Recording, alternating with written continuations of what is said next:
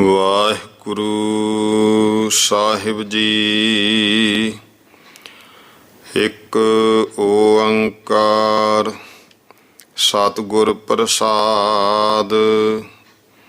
ਸ੍ਰੀ ਨਾਨਕ ਅੰਗਦ ਗੁਰੂ ਅਮਰਦਾਸ ਪਦ ਬੰਦ। ਰਾਮਦਾਸ ਅਰਜਨ ਗੁਰੂ ਬਰ ਸ੍ਰੀ ਹਰਗੋਬਿੰਦ। ਹਰੀ ਰਾਏ ਹਰਿ ਕ੍ਰਿਸ਼ਨ ਗੁਰ ਤੇਗ ਬਹਾਦਰ ਚੰਦ। ਦਸਵੇਂ ਗੋਬਿੰਦ ਸਿੰਘ ਗੁਰੂ ਨਮੋ ਚਰਨ ਅਰਬਿੰਦ। ਜਿਸਮੈ ਹੈ ਅੰਮ੍ਰਿਤ ਗਿਆਨ ਹੈ ਮਾਣਕ ਭਗਤ ਵੈਰਾਗ। ਸ੍ਰੀ ਗੁਰੂ ਗ੍ਰੰਥ ਸਾਹਿਬ ਉद्धਦ ਬੰਦੋਂ ਕਰ ਅਨੁਰਾਗ। ਸ੍ਰੀ ਗੁਰ ਸ਼ਬਦ ਕਮਾਏ ਜਿਨ ਜੀਤੇ ਪੰਚ ਵਿਕਾਰ। ਤਿਨ ਸੰਤਨ ਕੋ ਬੰਦਨਾ ਸਿਰ ਚਰਨਨ ਪਰ ਧਾਰ। ਏਕ ਓੰਕਾਰ ਸਤਿਗੁਰੂ ਤੇ ਪ੍ਰਸਾਦ ਸਚ ਹੋਇ। ਵਾਹਿਗੁਰੂ ਜੀ ਕੀ ਫਤਿਹ। ਬਿਘਨ ਬਿਨਾਸਨ ਸੋਇ।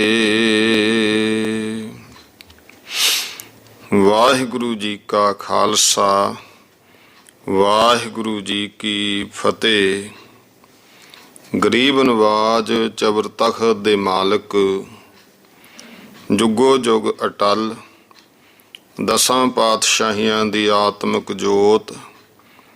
ਧੰਨ ਧੰਨ ਸ੍ਰੀ ਗੁਰੂ ਗ੍ਰੰਥ ਸਾਹਿਬ ਸੱਚੇ ਪਾਤਸ਼ਾਹ ਜੀ ਮਹਾਰਾਜ ਜੀ ਦੀ ਕਿਰਪਾ ਰਹਿਮਤ ਹੋਈ ਹੈ ਜੋ ਸ਼ਾਮ ਦੇ ਸਮੇਂ ਦੀਆਂ ਸਤਸੰਗ ਘੜੀਆਂ ਪ੍ਰਾਪਤ ਹੋਈਆਂ ਹਨ।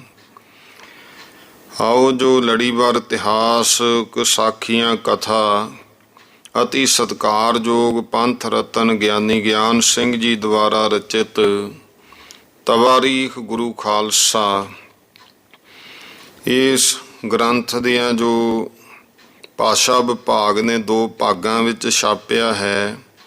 ਸੰਖੇਪ ਵਾਰਤਕ ਸਾਖੀਆਂ ਇਤਿਹਾਸ ਸਰਵਣ ਕਰ ਰਹੇ ਹੋ।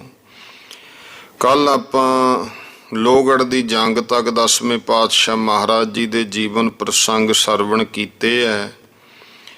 ਉਸ ਤੋਂ ਅੱਗੇ ਫਿਰ ਜਦੋਂ ਸਤਿਗੁਰੂ ਸੱਚੇ ਪਾਤਸ਼ਾਹ ਜੀ ਆਨੰਦਪੁਰ ਸਾਹਿਬ ਨੂੰ ਛੱਡ ਕੇ ਚਲੇ ਗਏ ਤਦ ਸਿੰਘਾਂ ਨੇ ਸਲਾਹ ਕੀਤੀ ਕਿ ਹੁਣ ਇਹਨਾਂ ਛਲੀਏ ਪਹਾੜੀਆਂ ਨੂੰ ਤਾਂ ਅਸੀਂ ਸੁਖੀ ਨਹੀਂ ਵਸਣ ਦਿਆਂਗੇ। ਇਹੋ ਹੀ ਠਹਿਰਾ ਕੇ ਸਤਿਗੁਰੂ ਜੀ ਤੋਂ ਆਗਿਆ ਲੈ ਕਰਕੇ ਹੁਣ ਜਿੱਥੇ ਸਤਿਗੁਰੂ ਸੱਚੇ ਪਾਤਸ਼ਾਹ ਮਹਾਰਾਜ ਗਏ ਨਿਰਮੋਹ ਪਿੰਡ ਇਤਿਆਦਿਕ ਅਨੇਕਾਂ ਪਿੰਡ ਪਹਾੜੀਆਂ ਨੇ ਉਹ ਝਗੜੇ ਵਿੱਚ ਜੁਟ ਗਏ। ਪਹਾੜੀ ਰਾਜੇ ਆਨੰਦਪੁਰ ਵਿੱਚ ਤਾਂ ਨਹੀਂ ਆਏ ਪਰ ਗੁਰੂ ਸਾਹਿਬ ਦੇ ਪਿੱਛੇ ਚੜ੍ਹ ਆਏ। ਇੱਕ ਬੜਾ ਭਾਰੀ ਜੰਗ ਹੋਇਆ। ਉੱਥੇ ਵੀ ਲੋਥਾਂ ਪਰ ਲੋਥਾਂ ਚੜ੍ਹੀਆਂ। ਮੰਡੀ ਵਾਲਾ ਰਾਜਾ ਕਹਿਣ ਲੱਗਿਆ ਆਪਣੇ ਰਾਜਿਆਂ ਨੂੰ, ਕਹਿੰਦਾ ਭਾਈ ਰਾਜਿਓ ਰਾਣਿਓ ਤੁਸੀਂ ਆਖਿਆ ਕਰਦੇ ਸੀ ਕਿ ਗੁਰੂ ਕਿਲੇ ਵਿੱਚ ਆਕੀ ਬੈਠਾ ਹੈ, ਹੁਣ ਤਾਂ ਰੜੇ ਮੈਦਾਨ ਵਿੱਚ ਬੈਠਾ ਹੈ। ਜ਼ੋਰ ਲਾ ਲਓ ਜੇ ਕਦੇ ਜਿੱਤਿਆ ਜਾਏ ਤਾਂ ਤੇ ਮੇਲ ਕਰ ਲੈਣਾ ਚੰਗਾ ਹੈ। ਭਾਵੇਂ ਉਹਨੇ ਚੰਗੀ ਗੱਲ ਆਖੀ ਪਰ ਉਹ ਹੰਕਾਰੀਆਂ ਨੂੰ ਭਾਈ ਨਾ ਉਲਟਾ ਉਸੇ ਨੂੰ ਕੈਰ ਕਹਿਣ ਲੱਗ ਪਏ। ਇੰਨੇ ਚਿਰ ਨੂੰ ਇੱਕ ਤੁਰਕ ਗੋਲ ਅੰਦਾਜ਼ ਉਹਨੇ 5000 ਰੁਪਇਆ ਇਨਾਮ ਲੈਣਾ ਕਰਕੇ ਗੁਰੂ ਗੋਬਿੰਦ ਸਿੰਘ ਜੀ ਮਹਾਰਾਜ ਦੇ ਪਰ ਨੂੰ ਤੋਪ ਦੀ ਸ਼ਿਸਤ ਬੰਨ੍ਹ ਕੇ ਗੋਲਾ ਛੱਡਿਆ ਤਾਂ ਗੁਰੂ ਸਾਹਿਬ ਨੂੰ ਚੌਰ ਕਰਨ ਵਾਲਾ ਭਾਈ ਰਾਮ ਸਿੰਘ ਉਹਦੇ ਵੱਜਿਆ ਤੇ ਉਹ ਉੱਡ ਗਿਆ, ਸ਼ਹੀਦ ਹੋ ਗਿਆ। ਗੁਰੂ ਸਾਹਿਬ ਨੇ ਦੂਜਾ ਗੋਲਾ ਆਉਣ ਤੋਂ ਪਹਿਲਾਂ ਹੀ ਉਸ ਤੁਰਕ ਨੂੰ ਤੀਰ ਨਾਲ ਵਿੰਨ ਸੁੱਟਿਆ। ਉਹਦੇ ਮਰਨ ਤੋਂ ਫਿਰ ਉਹਦਾ ਭਾਈ ਤੋਪ ਚਲਾਉਣ ਲੱਗਿਆ ਤੇ ਉਹ ਵੀ ਗੁਰੂ ਸਾਹਿਬ ਦੇ ਤੀਰ ਦਾ ਨਿਸ਼ਾਨਾ ਹੋ ਗਿਆ। ਇਹ 1.5 ਕੋਹ ਤੇ ਗੁਰੂ ਸਾਹਿਬ ਦੇ ਤੀਰਾਂ ਦੀ ਮਾਰ ਹੋਈ ਵੇਖ ਕੇ ਸਾਰੇ ਪਹਾੜੀ ਰਾਜੇ ਹੱਕੇ ਬੱਕੇ ਰਹਿ ਗਏ। ਲੜਾਈ ਪੁੱਗਦੀ ਨਾ ਵੇਖ ਕੇ ਫਿਰ ਆਪਣੀ ਆਪੇ ਹੀ ਫਤਿਹ ਹੋਈ ਸਮਝ ਕੇ ਆਪੋ ਆਪਣੇ ਘਰਾਂ ਨੂੰ ਚਲੇ ਗਏ। ਤੇ ਸਤਿਗੁਰੂ ਜੀ ਫਿਰ ਉੱਥੇ 5 ਦਿਨ ਸਮਾਧੀ ਲਾ ਕੇ ਬੈਠੇ ਰਹੇ, ਕਿਸੇ ਨਾਲ ਕੋਈ ਗੱਲ ਨਹੀਂ ਕੀਤੀ, ਜਿਸ ਤੋਂ ਸਾਰੇ ਸਿੱਖ ਇਹ ਆਖਣ ਲੱਗ ਪਏ ਕਿ ਗੁਰੂ ਸਾਹਿਬ ਜੀ ਨਿਰਮੋਹੀ ਹੋ ਗਏ ਆ। ਫਿਰ ਭਾਈ ਦਇਆ ਸਿੰਘ ਜੀ ਨੇ ਨਿਰਮੋਹ ਰਾਜੇ ਦੀ ਕਥਾ ਪੁੱਛੀ ਤਾਂ ਸਤਿਗੁਰਾਂ ਨੇ ਪਹਿਲਾਂ ਨਿਰਮੋਹ ਰਾਜੇ ਦੀ ਕਥਾ ਸੁਣਾਈ, ਫਿਰ ਮੋਹ ਵਿਵੇਕ ਦੀ ਸਾਰੀ ਕਥਾ, ਵੀ ਜਿਵੇਂ ਵਿਵੇਕ ਦੀ ਸੈਨਾ ਨੂੰ ਜਿੱਤਿਆ ਉਹ ਸਾਰਾ ਵਰਣਨ ਕੀਤਾ, ਜੋ ਕਿ 10ਵੇਂ ਗੁਰੂ ਗ੍ਰੰਥ ਸਾਹਿਬ ਜੀ ਦੇ ਵਿੱਚ ਦਰਜ ਹੈ। ਇਸ ਤਰ੍ਹਾਂ ਸਭ ਸਿੱਖਾਂ ਨੂੰ ਬ੍ਰਹਮ ਗਿਆਨ ਦ੍ਰਿੜ ਕਰਵਾ ਕੇ ਨਿਰਮੋਹ ਬਣਾਤਾ, ਜੀ ਤੋਂ ਸਾਰੇ ਸਿੱਖ ਆਪਣੇ ਆਪਣੇ ਕੁਟੰਬ ਤੋਂ ਨਿਰਮੋਹ ਹੋ ਕੇ ਧਰਮ ਯੁੱਧ ਵਾਸਤੇ ਮਨੋ ਤਨੋਂ ਤਿਆਰ ਹੋ ਗਏ। ਹੁਣ ਉਸ ਸਥਾਨ ਦਾ ਨਾਮ ਨਿਰਮੋਹਗੜ੍ਹ ਬਹੁਤ ਉੱਘਾ ਪ੍ਰਸਿੱਧ ਹੈ, ਤੇ ਉਹਨਾਂ ਗੋਲ ਅੰਦਾਜ਼ਾਂ ਦੀ ਕਬਰ ਵੀ ਉਦੋਂ 1.5 ਕੋਹ ਤੇ ਉਸੇ ਤਰ੍ਹਾਂ ਹੈ। ਇਸ ਤਰ੍ਹਾਂ ਜਦੋਂ ਇਹ ਖਰਸਖਾ ਪਿਛਲਾ ਮਾਘ ਸੰਮਤ 1758 ਬਿਕਰਮੀ ਨੂੰ ਮਿਟ ਗਿਆ ਤਾਂ ਰਾਜੇ ਹਾਰ ਕੇ ਝੂਠ ਮੂਠ ਆਪਣੀ ਜਿੱਤ ਹੋਈ ਮੰਨ ਕੇ ਆਪੋ ਆਪਣੇ ਘਰ ਜਾ ਬੈਠੇ। ਗੁਰੂ ਸਾਹਿਬ ਖਾਲਸੇ ਸਮੇਤ ਆਨੰਦਪੁਰ ਸਾਹਿਬ ਆ ਬਰਾਜੇ। ਤਦ ਕੁਛਕ ਤਾਂ ਹੋਲੇ ਦਾ ਸਮਾਂ ਨੇੜੇ ਸਮਝ ਕੇ ਕੁਝ ਜੰਗ ਹੋਣ ਕਰਕੇ ਰੋਜ਼-ਰੋਜ਼ ਸੰਗਤਾਂ ਬਹੁਤ ਆਉਂਦੀਆਂ, ਬੇਅੰਤ ਦੌਲਤ ਚੜ੍ਹਦੀ ਹੈ। ਗੁਰੂ ਸਾਹਿਬ ਜੀ ਦੇ ਕੋਲੇ ਵੱਡੀ ਭੀੜ ਬਣੀ ਰਹਿੰਦੀ। ਲੱਕੜੀ ਘਾਸ ਰਸਦ ਦੇ ਵਾਸਤੇ 100 50 ਸਿੱਖ ਮਿਲ ਕੇ ਜਾਂਦੇ ਐ। ਰਾਜਿਆਂ ਦੇ ਰਾਜ ਵਿੱਚੋਂ ਜਿਵੇਂ ਵੀ ਲੱਭੇ ਉਹ ਲੈ ਕੇ ਆਉਂਦੇ ਨੇ। ਰਾਜਿਆਂ ਨੇ ਬਹੁਤ ਉਪਾਅ ਕੀਤੇ, ਕਈ ਵਾਰੀ ਲੜਾਈ ਹੋਈ। ਓੜਕ ਜਦ ਕੋਈ ਪੇਸ਼ ਨਾ ਚੱਲੀ ਤਾਂ ਸਾਰਿਆਂ ਨੇ ਸਲਾਹ ਕਰਕੇ ਸੂਬੇ ਸਰਹੰਦ ਦੇ ਕੋਲ ਇੱਕ ਵਕੀਲ ਭੇਜ ਕੇ ਸਹਾਇਤਾ ਚਾਹੀ। ਬੇਨਤੀ ਕਰ ਭੇਜੀ ਕਿ ਨਵਾਬ ਸਾਹਿਬ ਜੀ, ਅਸੀਂ ਆਪ ਜੀ ਦੇ ਆਸਰੇ ਰਾਜ ਕਰਦੇ ਹਾਂ, ਪਰ ਗੁਰੂ ਗੋਬਿੰਦ ਸਿੰਘ ਉਹਨਾਂ ਦਾ ਪੰਥ ਜੋ ਇੱਕ ਨਵਾਂ ਖਾਲਸਾ ਉੱਠਿਆ ਉਹ ਸਾਨੂੰ ਜਿਉਣ ਨਹੀਂ ਦਿੰਦਾ। ਪਹਿਲਾਂ ਵੀ ਤੁਸੀਂ 10,000 ਫੌਜ ਕੁੰਮਕ ਵਾਸਤੇ ਭੇਜੀ, ਪਰ ਉਸ ਦੇ ਅਫਸਰ ਪੈਂਦੇ ਖਾਂ ਦੇ ਮਾਰੇ ਜਾਣ ਕਰਕੇ ਉਹ ਫੌਜ ਬਿਨਾਂ ਜੰਗ ਜੀਤ ਕੀਤਿਆਂ ਦੌੜ ਗਈ। ਦੀਨਾ ਬੇਗ ਖਾਂ ਦੂਜੇ ਕਮਾਨੀਅਰ ਦੀ ਕੋਈ ਪੇਸ਼ ਨਾ ਗਈ। ਹੁਣ ਮਿਹਰਬਾਨੀ ਕਰੋ, ਸਾਨੂੰ ਵਸਦਿਆਂ 'ਚ ਰੱਖੋ, ਇਹਨਾਂ ਸਿੱਖਾਂ ਬਲਾਇਆਂ ਤੋਂ ਸਾਨੂੰ ਛਡਾਓ। ਅਜੇ ਤਾਂ ਇਹ ਥੋਹਰ ਦਾ ਖੇਡ ਕੱਚਾ ਹੈ, ਕਾਬੂ ਆ ਜਾਏਗਾ, ਪਰ ਜਦੋਂ ਪੱਕ ਕੇ ਸਾਰੇ ਫੈਲ ਗਿਆ ਤਦੋਂ ਤੁਸਾਂ ਫਿਰ ਐਸੇ ਕੰਡੇ ਲਾਊ ਕੱਢਣੇ ਔਖੇ ਹੋ ਜਾਣਗੇ, ਕਾਬੂ ਵੀ ਤੁਹਾਡੇ ਕੁਛ ਨਹੀਂ ਆਉਣਾ। ਇਹੋ ਜਿਹੇ ਗੱਲਾਂ ਕਰਕੇ ਨਾਜ਼ਮ ਵਜੀਦ ਖਾਂ ਨੇ ਉਸੇ ਘੜੀ ਬਾਦਸ਼ਾਹ ਔਰੰਗਜ਼ੇਬ ਇੱਕ ਅਰਜੀ ਲਿਖ ਭੇਜੀ, ਜਿਹੜੀ 2 ਮਹੀਨੇ ਤੱਕ ਜਵਾਬ ਲੈ ਕੇ ਆਏ। ਇੱਧਰ ਗੁਰੂ ਸਾਹਿਬ ਜੀ ਨੇ ਫੁਰਸਤ ਪਾ ਕੇ ਆਨੰਦਪੁਰ ਸਾਹਿਬ ਦੇ ਜੋ ਸਥਾਨ ਬਾਗ ਬਗੀਚੇ ਟੁੱਟ-ਫੁੱਟ ਗਏ ਸੀ ਉਹ ਮੁਰੰਮਤ ਕਰਾਏ। 2 ਵੇਲੇ ਦੀਵਾਨ ਵਿੱਚ ਬੈਠ ਕੇ ਸੰਗਤਾਂ ਨੂੰ ਦਰਸ਼ਨ ਉਪਦੇਸ਼ ਦੇ ਕੇ ਨਿਹਾਲ ਕੀਤਾ। ਉਸ ਸਮੇਂ ਇੱਕ ਗਰੀਬ ਸਿੱਖ ਨੇ ਜਿਹਦਾ ਨਾਂ ਭਾਈ ਆਸਾ ਸਿੰਘ ਹੈ। ਗੁਰੂ ਮਹਾਰਾਜ ਜੀ ਸਾਹਿਬ ਜੀ ਦੀ ਆਗਿਆ ਨਾਲ ਉਹਨੇ ਬੇਨਤੀ ਕੀਤੀ, ਸੱਚੇ ਪਾਤਸ਼ਾਹ ਮਹਾਰਾਜ, ਮੇਰੀ ਕੰਨਿਆ ਜਵਾਨ ਹੋ ਗਈ, ਜੋ ਕੁਛ ਮਿਲ ਜਾਵੇ ਤਾਂ ਮੈਂ ਵਿਵਾਹ ਦੇਵਾਂ। ਉਹਦੇ ਤਰਸ ਖਾ ਕੇ 500 ਰੁਪਈਆ ਗੁਰੂ ਪਾਤਸ਼ਾਹ ਮਹਾਰਾਜ ਨੇ ਪੁੱਛੇ ਬਿਨਾਂ ਉਹਦੇ ਨੂੰ, ਉਹ ਜਿਹੜਾ ਸੀ ਉਹਨਾਂ ਸਮਿਆਂ ਵਿੱਚ ਟੋਂਬੂ, ਜਿਵੇਂ ਅੱਜ ਕੱਲ੍ਹ ਆਪਾਂ ਕਹਿੰਦੇ ਪੈਸਾ ਇੱਧਰੋਂ ਉੱਥੇ ਪਹੁੰਚਾਉਣਾ, ਮਹਾਰਾਜ ਨੇ ਉਹ ਇਸ ਤਰ੍ਹਾਂ ਟੋਂਬੂ ਕਰਤਾ ਵੀ ਲਿਖਤ ਕਰਕੇ ਖਜ਼ਾਨਚੀ ਨੂੰ ਦੇਤਾ। ਜਦੋਂ ਹਿਸਾਬ ਹੋਣੇ ਪਰ ਗੁਰੂ ਸਾਹਿਬ ਜੀ ਨੇ ਆਸਾ ਸਿੰਘ ਤੋਂ ਜਵਾਬ ਮੰਗਿਆ ਤਾਂ ਆਸਾ ਸਿੰਘ ਜਿਹੜਾ ਸੀ ਉਹ ਡਰਦਾ ਹੋਇਆ ਘਰ ਨੂੰ ਦੌੜ ਗਿਆ ਤੇ ਉੱਥੋਂ ਇਹ ਜਵਾਬ ਲਿਖ ਕੇ ਭੇਜਿਆ, ਫਟ ਛਾਤੀ 2 ਟੁਕ ਭਈ ਰੁਦਨ ਕਰਤ ਲਿਖ ਜਾਤ, ਪਰ ਸਵਾਰਥ ਉਪਕਾਰ ਬਿਨ ਮੋਹੇ ਨਾ ਉਪਜਿਤ ਸ਼ਾਂਤ। ਇਹ ਉੱਤਰ ਸੁਣ ਕੇ ਭੇਦ ਸਮਝ ਕੇ ਗੁਰੂ ਸਾਹਿਬ ਨੇ ਗੁਨਾਹ ਬਖਸ਼ ਉਹਨੂੰ ਬੁਲਾ ਲਿਆ। ਤੇ ਉਸੇ ਸਮੇਂ ਰਾਮ ਸਿੰਘ ਮਾਰਵਾੜੀ ਉਹ ਸਿਕਲੀ ਘਰ ਸੀ, ਇੱਕ ਦਿਨ ਪੈਰ ਹੇਠ ਤੇਗ ਨੂੰ ਦਬਾ ਕੇ ਮਾਂਜ ਰਿਹਾ ਸੀ। ਸਿੱਖਾਂ ਦਾ ਟੋਲਾ ਉਹਨੂੰ ਤਾੜਨ ਲੱਗਿਆ, ਤੁਸੀਂ ਸ਼ਾਸਤਰਾਂ ਨੂੰ ਪੈਰ ਕਿਉਂ ਲਾਉਨੇ ਹੋ? ਇਹਨਾਂ ਦੇ ਆਸਰੇ ਦੇਵਤੇ ਰਾਜੇ ਮੰਨੇ ਪੂਜੇ ਜਾਂਦੇ ਆ, ਰਾਜ ਕਰਦੇ ਆ। ਇੰਨਾ ਕਹਿ ਕਿ ਉਹ ਗਾਂਹ ਚਲੇ ਗਏ ਤੇ ਸਿਗਲੀਗਰ ਸ਼ਾਸਤਰਾਂ ਨੂੰ ਸਿਰ ਉੱਤੇ ਰੱਖ ਕੇ ਬਹਿ ਗਏ। ਤਦ ਨੂੰ ਗੁਰੂ ਸਾਹਿਬ ਵੀ ਉੱਧਰੋਂ ਆ ਗਏ ਤੇ ਦੇਖ ਕੇ ਚਰਜ ਮੰਨਿਆ। ਉਹ ਸਿਗਲੀਗਰਾਂ ਨੂੰ ਪੁੱਛਿਆ ਤਾਂ ਉਹ ਸਿਗਲੀਗਰ ਰਾਮ ਸਿੰਘ ਨੇ ਸਾਰੀ ਕਥਾ ਸੁਣਾਈ। ਗੁਰੂ ਸਾਹਿਬ ਨੇ ਹੱਸ ਕੇ ਬਚਨ ਕੀਤਾ ਵੀ ਜਿਵੇਂ ਕਿਸੇ ਵੱਡੇ ਸਤਿਕਾਰਯੋਗ ਪੁਰਸ਼ ਦੀ ਮੂਰਤ ਪੈਰਾਂ ਹੇਠ ਦਬਾ ਕੇ ਘੜੀ ਦੀ ਹੈ, ਕਈ ਲੋਕ ਉਸ ਦੀ ਇੱਜ਼ਤ ਕਰਦੇ ਆ, ਇਸੇ ਤਰ੍ਹਾਂ ਸ਼ਾਸਤਰਾਂ ਦਾ ਮਾਂਜਣਾ ਤੁਹਾਨੂੰ ਮਾਫ ਹੈ, ਕਿਉਂਕਿ ਜੋ ਤੁਸੀਂ ਮਨੋਂ ਬੇਅਦਬੀ ਨਹੀਂ ਕਰਦੇ ਸਗੋਂ ਟਹਿਲ ਕਰਦੇ ਹੋ।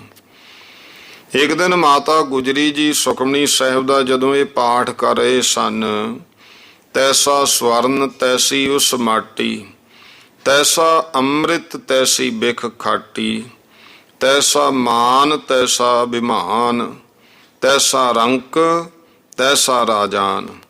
ਤਾਂ ਗੁਰੂ ਕੇ ਮਹਿਲ ਮਾਤਾ ਸੁੰਦਰੀ ਜੀ ਉਹਨਾਂ ਨੇ ਬੇਨਤੀ ਕੀਤੀ ਗਰੀਬ ਨਵਾਜ, ਇਹ ਅੱਜ ਕੱਲ੍ਹ ਕੋਈ ਇਸ ਤਰ੍ਹਾਂ ਦਾ ਸੰਤ ਹੈ? ਗੁਰੂ ਸਾਹਿਬ ਕਹਿਣ ਲੱਗੇ ਜੇ ਤੁਸੀਂ ਦਰਸ਼ਨ ਕਰਨਾ ਚਾਹੁੰਦੇ ਹੋ ਨਾ ਤਾਂ ਪ੍ਰਸ਼ਾਦ ਤਿਆਰ ਕਰੋ। ਮਾਤਾ ਸੁੰਦਰੀ ਜੀ ਕਹਿਣ ਲੱਗੇ ਧੰਨ ਭਾਗ ਸਾਡੇ ਜੇ ਸਾਨੂੰ ਐਸੇ ਸੰਤ ਦੇ ਦਰਸ਼ਨ ਹੋਣ। ਮਾਤਾ ਸਾਹਿਬ ਜੀ ਨੇ ਬੜੇ ਪ੍ਰੇਮ ਨਾਲ ਪ੍ਰਸ਼ਾਦ ਤਿਆਰ ਕੀਤਾ। ਤਦ ਨੂੰ ਗੁਰੂ ਸਾਹਿਬ ਜੀ ਦੇ ਕੋਲੇ ਬਾਬੇ ਬੁੱਢੇ ਕੇ ਜੋ ਭਾਈ ਰਾਮ ਕੁਇਰ ਜੀ ਉਹਨਾਂ ਨੇ ਆ ਕੇ ਮੱਥਾ ਟੇਕਣ ਲੱਗੇ। ਮਹਾਰਾਜ ਨੇ ਕਹਿਣ ਲੱਗੇ ਕਿ ਤੁਹਾਨੂੰ ਮਾਤਾ ਜੀ ਉਡੀਕ ਰਹੇ, ਜਾਓ ਪ੍ਰਸ਼ਾਦ ਛਕ ਲਓ। ਤੇ ਉਹਨਾਂ ਨੇ ਪ੍ਰਸ਼ਾਦ ਛਕਿਆ। ਮਾਤਾ ਜੀ ਨੇ ਪੁੱਛਿਆ ਜੀ ਆਪ ਰਹਿੰਦੇ ਕਿੱਥੇ ਹੋ? ਕਹਿਣ ਲੱਗੇ ਕਾਠ ਕੀ ਪੁੱਤਰੀ ਕਹਾਂ ਕਰੈ, ਕਾਠ ਕੀ ਪੁੱਤਰੀ ਕਹਾਂ ਕਰੈ ਬਪੁਰੀ, ਖਿਲਾਵਨ ਹਾਰੋ ਜਾਣੈ। ਇਹ ਕਾਠ ਦੀ ਜਿਹੜੀਆਂ ਪੁਤਲੀਆਂ ਨੇ ਉਹ ਕੀ ਕਰ ਸਕਦੀਆਂ ਵਿਚਾਰੀਆਂ, ਉਹਨਾਂ ਨੂੰ ਖੜਾਉਣ ਵਾਲਾ ਜਾਣਦਾ ਹੈ। ਮਾਤਾ ਜੀ ਸਾਡੇ ਵਸ ਕੁਛ ਨਹੀਂ ਹੈ, ਜਿੱਥੇ ਗੁਰੂ ਰੱਖਦਾ ਉੱਥੇ ਰਹਿੰਦੇ ਆ, ਜੋ ਕਰਾਉਂਦਾ ਉਹ ਕਰਦੇ ਆ। ਹੋਰ ਇਸ ਤਰ੍ਹਾਂ ਦੇ ਬਾਬਾ ਰਾਮ ਕੁਇਰ ਜੀ ਦੇ ਬਚਨ ਸੁਣ ਕਰਕੇ, ਰਾਮ ਕੁਇਰ ਇਹਨਾਂ ਦਾ ਨਾਂ ਸੀ, ਅੰਮ੍ਰਿਤ ਛਕ ਕੇ ਸਿੰਘ ਬਣਿਆ। ਕੁਇਰ ਸ਼ਬਦ ਸਮਝਣਾ, ਕੁਇਰ ਰਾਗ ਕੁਆਰ ਭਾਵ ਕੇ ਰਾਜਕੁਮਾਰ ਨੂੰ ਜਿਵੇਂ ਕੁਇਰ ਕਹਿੰਦੇ ਨੇ। ਇਸ ਤਰ੍ਹਾਂ ਇਹ ਜੋ ਕਿ ਬਾਬਾ ਬੁੱਢਾ ਜੀ ਕੇ ਗੁਰਦਿੱਤਾ ਜੀ, ਬਾਬਾ ਗੁਰਦਿੱਤਾ ਜੀ ਸਨ ਬਾਬੇ ਬੁੱਢੇ ਜੀ ਦੀ, ਉਹਨਾਂ ਤੋਂ ਗਾਹਾਂ ਪੁੱਤਰ ਸੀ ਇਹ। ਫਿਰ ਇਹ ਜਿਨ੍ਹਾਂ ਨੇ ਸਾਰਾ ਇਤਿਹਾਸ ਵੀ ਲਿਖਾਇਆ, ਬਹੁਤ ਲੰਮਾ ਸਮਾਂ ਮਹਾਰਾਜ ਬਚਨ ਦੇ ਗਏ ਸੀ 7 40 ਸਾਲ ਬਾਅਦ ਰਹੇਗਾ, ਸਭ ਕੁਝ ਖਾਲਸੇ ਦੇ ਉਤਰਾਅ ਚੜ੍ਹਾਅ ਵੀ ਤੈਂ ਵੇਖਣੇ ਆ। ਤਾਂ ਉਸ ਸਮੇਂ ਵੀਰੇ 40 ਸਾਲ ਇੱਥੇ ਰਹਿ ਕੇ ਰਮਦਾਸ ਪਿੰਡ ਜਿਹੜਾ ਹੈ ਇਤਿਹਾਸ ਲਿਖਾਉਂਦੇ ਰਹੇ, ਬਹੁਤ ਇਤਿਹਾਸ ਲਿਖਿਆ। ਉਸੇ ਹੀ ਸਾਖੀਆਂ ਨੂੰ ਆਧਾਰ ਬਣਾ ਕੇ ਕਵੀ ਰਾਜ ਸੰਤੋਖ ਸਿੰਘ ਜੀ ਨੇ ਸ੍ਰੀ ਗੁਰਪ੍ਰਤਾਪ ਸੂਰਜ ਗ੍ਰੰਥ ਲਿਖਿਆ ਸੀ। ਤੋ ਇਸ ਤਰ੍ਹਾਂ ਮਾਤਾਵਾਂ ਵੀ ਬਹੁਤ ਪ੍ਰਸੰਨ ਹੋਈਆਂ। ਫਿਰ ਭਾਈ ਰਾਮ ਕੁਇਰ ਜੀ ਗੁਰੂ ਸਾਹਿਬ ਦੇ ਕੋਲ ਆ ਬੈਠੇ। ਤਦ ਨੂੰ ਬਹੁਤ ਸਿੱਖ ਸਾਧੂ ਆ ਗਏ। ਗੁਰੂ ਸਾਹਿਬ ਨੇ ਕੜਾਹ ਪ੍ਰਸ਼ਾਦ ਕਰਾ ਕੇ ਹੁਕਮ ਦਿੱਤਾ, ਮਹਾਰਾਜ ਕਹਿੰਦੇ ਸਭ ਲੁੱਟ ਲਓ। ਸਿੰਘਾਂ ਝੱਟ ਲੁੱਟ ਪਾਤੀ। ਬਹੁਤ ਸਾਰੇ ਸੰਤੋਖੀ ਸਿੰਘ ਔਰ ਭਾਈ ਰਾਮ ਕੁਇਰ ਜੀ ਹੋਰ ਸਤਸੰਗੀ ਬੈਠੇ ਰਹੇ। ਹੋਰ ਸਾਰਿਆਂ ਨੇ ਲੁੱਟਿਆ। ਦੂਜੀ ਵਾਰੀ ਹੋਰ ਬਹੁਤਾ ਪ੍ਰਸ਼ਾਦ ਮੰਗਾ ਕੇ ਹੁਕਮ ਕਰਤਾ ਕਿ ਗੁਰੂ ਦਾ ਸਿੱਖ ਹੈ ਉਹ ਜ਼ਰੂਰ ਲੁੱਟੇ। ਫਿਰ ਬਹੁਤਿਆਂ ਨੇ ਇਸ ਤਰ੍ਹਾਂ ਲੁੱਟੇ। ਮਹਾਰਾਜ ਨੇ ਹੁਕਮ ਕੀਤਾ, ਥੋੜੇ ਬੈਠੇ ਰਹੇ।